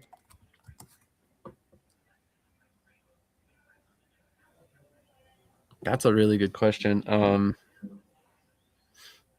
Probably Colorado. I think their identity kind of lies on defense. I mean, even though they have Paxton Lynch, you still don't really know exactly what he's going to be yet. Obviously we all hope that he comes in and lights it up and plays well because that's good for the league, right? But at the same time, you just don't know. So I think they're probably going to lean on their defense quite a bit early on. They got a lot of veterans there on the defensive side of the ball that they can lean on, and I'm excited to see what they can do. And honestly, I felt that in the second half of the season last year, their defense kind of really came together, and bringing back guys like Sam Hammond, Byron Cooper, some of those guys, I think it is really going to pay off well for them. But I'm still not sold on the dynamic there quite yet. So on offense, so we'll see how things go for Lynch. But what are your thoughts? I mean, who do you think has the best defensive identity? So I thought I was going to say this in the start of the offseason. Pueblo, man. I mean, I love what Pueblo has going on that D-line. Makai Scipio, Jeff Luke, Noel Purcell. Like, they got some guys on that D-line. Tawan Ship, Justin Henson, like the DB room, Donnie Dixon, Drew Crooks, like all these guys in that DB room. They have a physical defense, and I think they're going to play really fast. I love Omaha D-line. I'll continue to say Omaha D-line is the best. But their linebackers are not the best. Their linebackers are in top 3, in my opinion. So it's interesting because every team, there's 3 teams in the NAL: Pueblo, Colorado, and Omaha. I like those defenses the best so far, easily. So that's fair. Yeah, Kevin, you're right. Wheeling did have a coach signing yesterday. We will talk about that briefly. Don't you have to graduate middle school before you drink? Yeah, he's in college. Come on. We're not just bringing in middle school kids here. Yeah, I can't wait on the 14th. Paxton might be another Bahar. I can't wait to watch him play. That's crazy. Just the indoor game. I disagree. I don't think he'll be a Bahar because I think Bahar's issue was him being a little gun shy. I think Paxton, on the other hand, might be a little bit too much of a gunslinger. So we'll see if he can avoid things. I'm with Kenji, and I think Kenji at the end of the day, like, he's a good person, but the issue with him is when he would throw an interception, it was like there was no turning back. There was no, like, he would make a mistake And after that, he would just play like he would hold on the ball too long. He would stare down one receiver. So I don't know, man. It's very difficult. Paxton, I think he had more of a gunslinger mentality. He's had that his whole career. So I feel like it might be better. I'm more accurate. This is a hilarious comment because it's so accurate. I'm more accurate on my picks for the last 2 years than Krish, but it doesn't count because I'm 70 years old, according to Krish. Yeah, I left that out because he also gets the rest of us grouped in with that. So basically, if you're over the age of Krish, you're too old to count in his assessment of who the best indoor football picker is, because we've been watching the game for years, according to him. Never mind the fact that Krish breaks down games unlike anybody I've ever heard of on a fan level. So, Coach, you know dang well. I'm talking about Paxton Lynch. You know dang well with that O-line and that receiver that he got, he'll be good. I think he'll be good, really good in Colorado. I think people are not giving him credit how good he'll be. I think my concern, and like it's a small concern. Like I said, I think it's going to take him to a little bit of time to adapt to the spacing. But after that, I think that he's going to be a pretty solid quarterback. So I think it'll take a couple games for him to really get into a groove. And then once he does, I think Colorado is going to hit a streak of winning. We'll see. I like this comment, no Salina. They signed a DB safety, Dion Cocaine from Assumption University. I'm high on him. He's an all-conference player, played in the NE10, which is one of the most competitive D2 conferences in the country. So I think he's going to be really, really good in the NAL. Dion Cocaine, remember the name. So that's one DB I'm excited about. But their DB room, their D-line room is so uninspirational to me in Salina. There was one other move as well, or a couple other moves. Omaha was forced to release a couple players that won't be ready for the season. Kyer Bynum was one of them. So Krish is back to being very low on the Omaha linebacker room. Not that he ever got very high on them. I don't think Brian Price can cover, and I think he's proven that. I think he's, again, great guy. Don't think he can cover. And then who's the other guy they have? Lawson, he's a rookie. So it's like it's a toss-up. Nah, NE10. They got some good running backs in the NE10. I mean, yeah. Salina will always be dangerous, yes. As long as Coach O'Neill is the coach there, you have to respect that team. Yeah, and then Jermaine Hampton in there at DC, right? Like, he loves a good, physical, technique-oriented defense. So, I mean, they might be good on defense. They might, I think they're going to be a really good team. I think Salina, like I said, you can never count them out. Last season, everybody wanted to say that they were done, including myself. And, I stood corrected. At the end of the day, they were in the playoffs. But I think Salina, what people miss about them, and again, this is no shot at Coach O'Neill, he went to ownership and had them spend more money. And that's what they did. They got Torrey Boyd. They got Rakeem Cato, right? They had Malik Honeycutt. So they built on what they had. They had a solid foundation. This year, I feel like they're almost starting from scratch, almost, in a sense, and you have to build that up. Right. But let's look at the context of things as well. First of all, they were in the AF1 where he is allowed to be he was allowed to spend that money, right? So it was not against the rules at the time. So I think that was one reason that they decided to go that route. And I think it was, out of necessity. If you look at the teams that they were playing last year, it was clear that early in the season they just didn't have the juice to keep up, and then late in the season they did. So who's the number one receiver in Salina for you when you look at the team? Like, who do you think wide receiver one?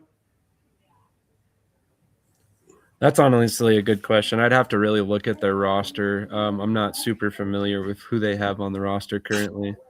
But a couple different comments I wanted to get to. You need a fast DB with a name that sounds like cocaine. He's probably going to play both ends of the field at once. Coach O'Neill is a GOAT. They will be just fine.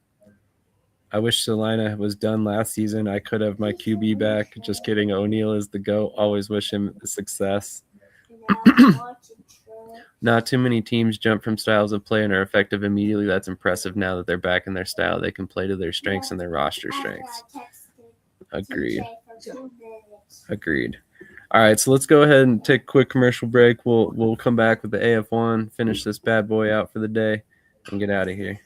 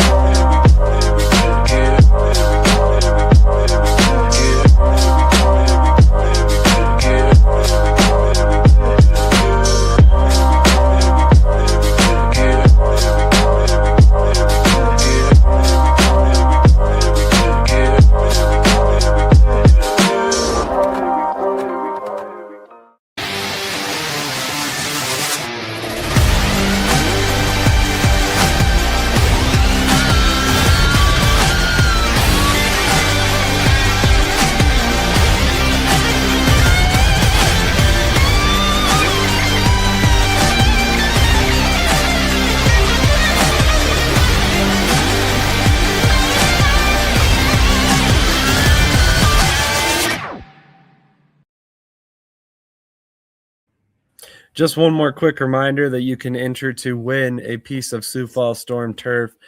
Follow Indoor and Arena Football History on TikTok and find the contest keyword. Join our mailing list at shadysportsnetwork.com and then comment the contest keyword live during Around the Indoor Football, which, by the way, we have not seen the contest keyword commented once yet today. So as of right now, we have a very small sign-up base. So if you want to win that turf, now is your time to enter, because if we don't get a lot more signups, we're just going to go ahead and do the giveaway and give it to Texas Pete, because he's the man. And as of right now, there's only 2 other people that are installed. So get your opportunity to sign up, and then we will do a random giveaway. So excited for that when we do eventually get to give that away. But a couple pieces of news from the AAL and AF1. We're going to go ahead and get to the AAL first. The Wheeling Miners have hired a coach. However, it is not a head coach. So kind of an interesting move there. But they have hired Major Harris, who previously spent his college career with West Virginia. And then also spent time playing indoor football for many years with the Columbus Cleveland Thunderbolts, the Washington Marauders, the West Virginia Lightning, the Ohio Cannon, the Southern Michigan Timberwolves, and the Charleston Swamp Foxes. So long indoor football career there. Amazing move. I mean, you're talking about someone, I mean, he's one of the all-time leading passers in WVU history, right? And so to get someone in that state with that kind of, accolades is a big deal. And, one of the things he's finished top 3 in the Heisman voting. So this is not no guy who just played there. This is someone who's a legend at the school. So I love this move. Really excited for that. Agreed. And had a cup of coffee with the NFL and CFL as well. So really high level player, and now he's a coach. So very excited to see what he can do with the team. He was hired as offensive assistant and quarterbacks coach. So I wonder if this is prefacing a soon to come head coaching announcement, hopefully. But in some other coaching news, and ironically at quarterback coach as well, the Oregon Lightning have also hired a former NFL player, former Atlanta Falcon John Charles, as their quarterback coach. He is also a part of the Portland State Hall of Fame as a quarterback. So what are your thoughts on this move by the Oregon Lightning? They needed to bring a quarterback coach. Dalton Cole, he has all the talent in the world to play the arena style. He's just a little bit careless with the football. So they needed to bring in someone that can work with him one-on-one. Coach Jones thinks he can coach every position on the field last year, and I think he realized that's not the case. So you need to bring in people with experience, and this is a great move to booster up that quarterback room and help develop guys in the room. I will say one thing, though. I wonder who's going to call offensive plays this year. I wonder if Coach Brandon Tate's coming back, or they're going to go in a different direction with that. Yeah, I think Tate's a good offensive coordinator, although he had some rough goes of it at times. But coached their quarterback there last year to a great season. So I think if he can cut down on some of the interceptions, Oregon could be a sneaky good team, especially because, as has been made public in our comments often, all they have to do is be better than Washington. If you can beat Washington 4 times, you're basically in the playoffs. Alex, what are you referring to? Breaking news? ? So we'll see what he has to say about that. I'm not aware of any breaking news as of right now. Who do you think Wheeling? I will ask you though. Who do you think Wheeling should hire as a head coach?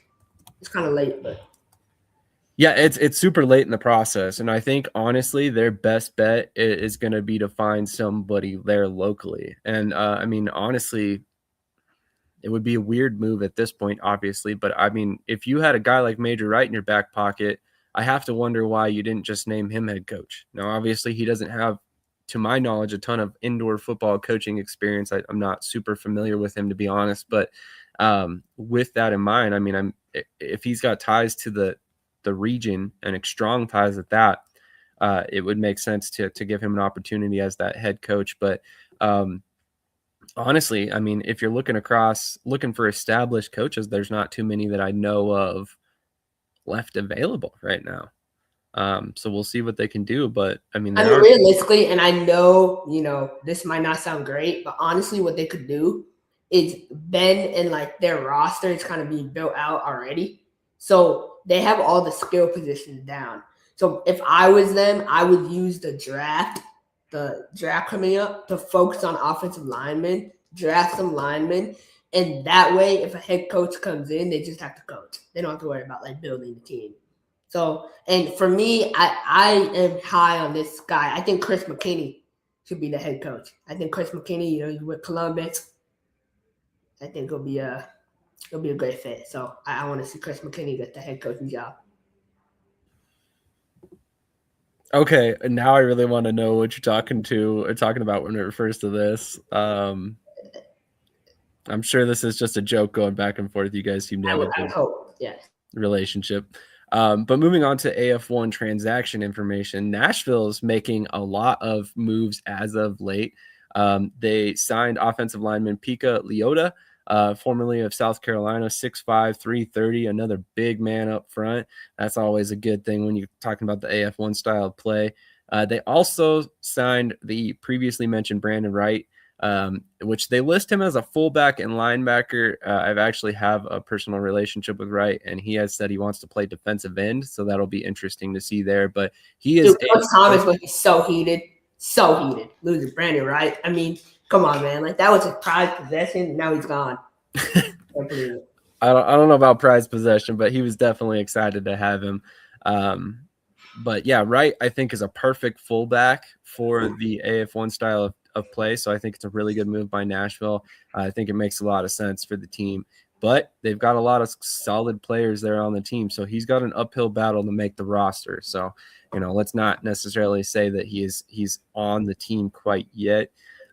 Isaiah Scott back with Albany, again, a really good time for us to have that they can't keep getting away with this sound clip, which I'll definitely get that added on.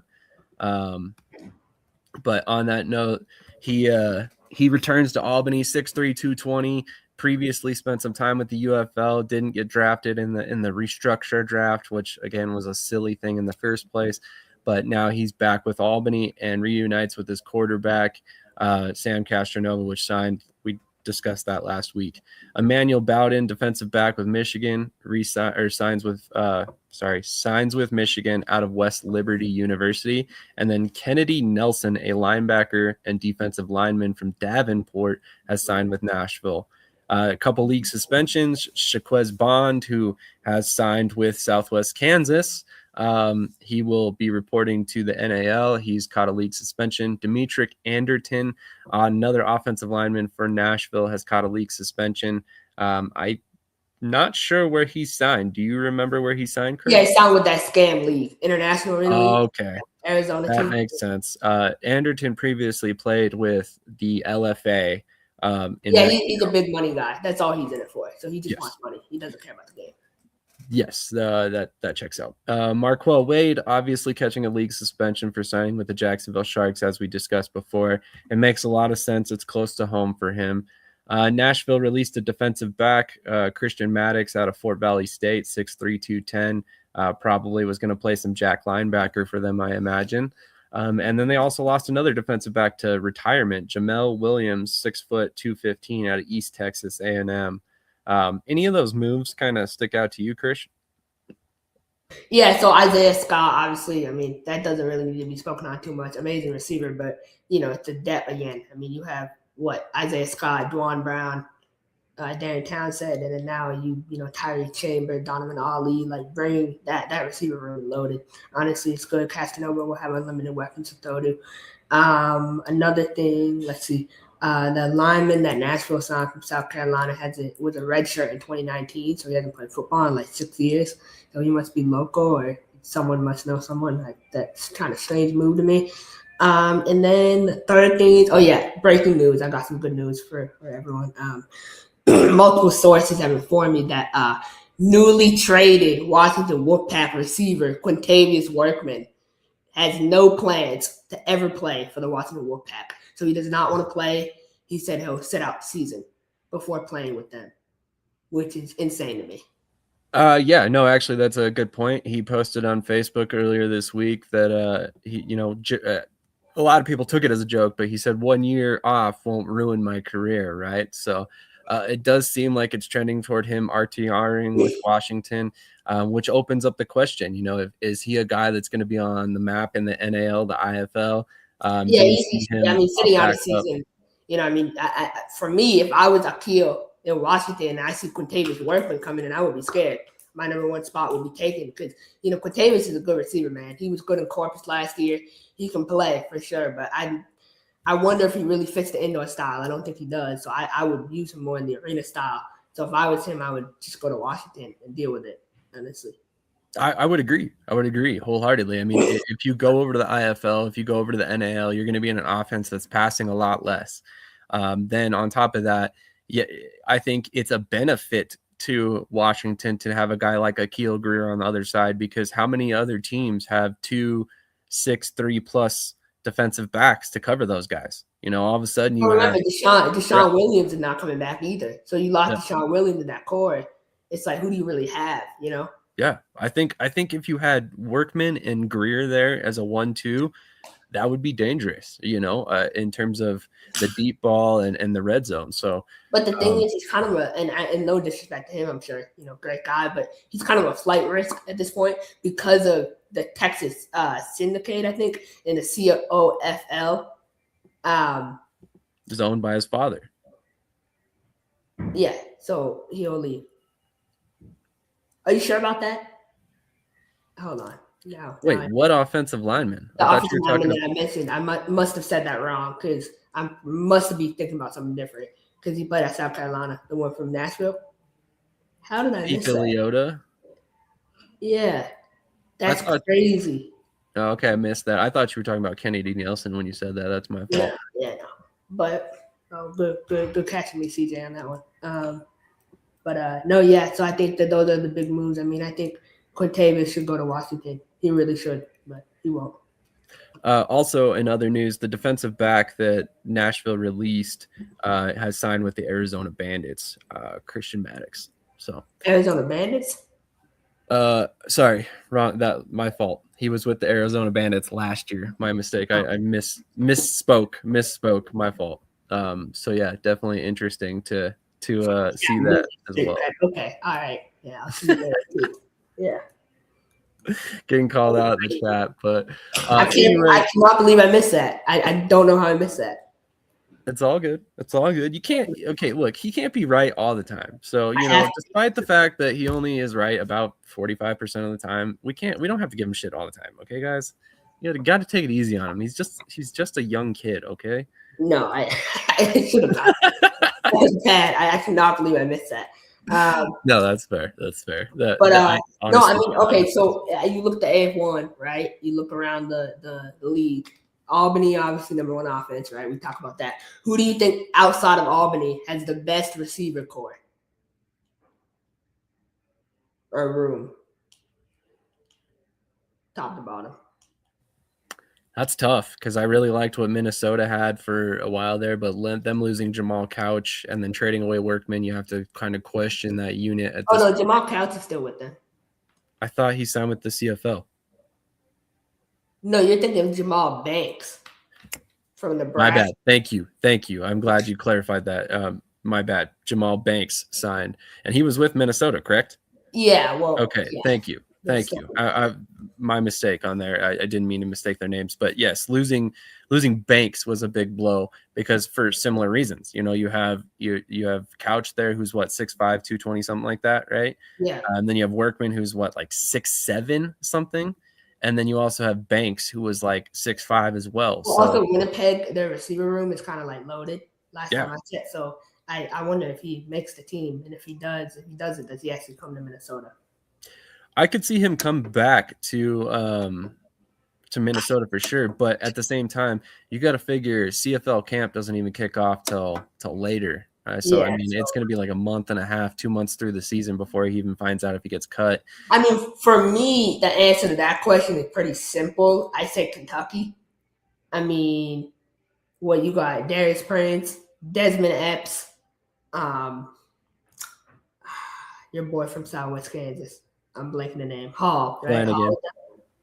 No, Flanagan. Hall is Hall's in Nashville. Yeah. Okay, so Flanagan. Yeah. Thank Beaumont, you. nice. Camp, May 3rd. Beaumont got Surrey Davis, Xavier Crawford, Vincent Wilkerson, who I think is a dog. I think they got some guys for sure. Philip Barnett. Too. He's old now, but yeah. The special teams coordinator for the Minnesota Monsters checking in. Appreciate that, Coach Howard. Thanks for tuning in. Yeah, Andre Williams too. Yes, that's a big Good point. Like I said, I liked what Minnesota had at wide receiver because of all the height. You know, there's only so many 6'3" plus defensive backs out there. You know, I mean, if you can outleap a guy and you know how to high point the ball, then you've got a distinct advantage. I mean, the head coach of Minnesota supposedly was supposed to be the second coming of Roddy White. So I hope their receiver core is good. You know, he played a receiver, so they should be.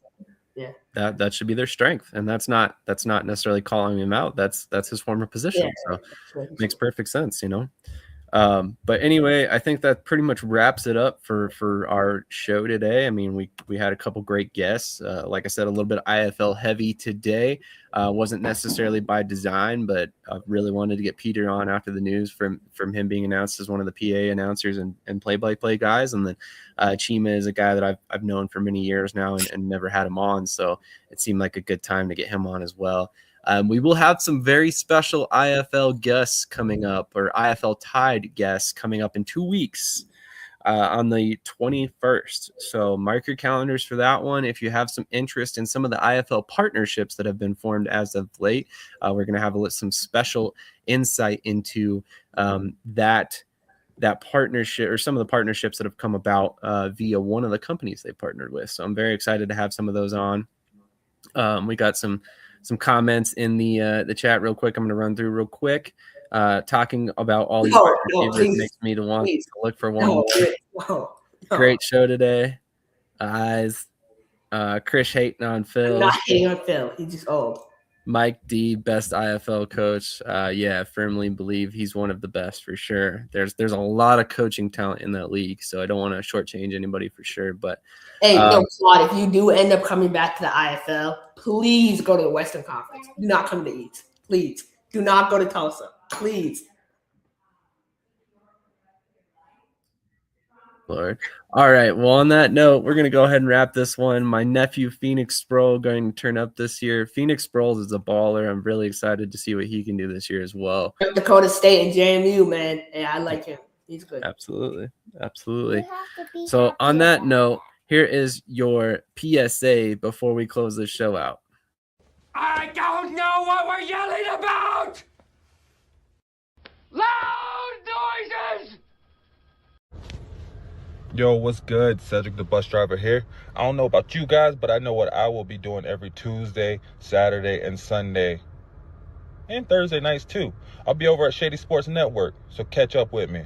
Holla at your boy.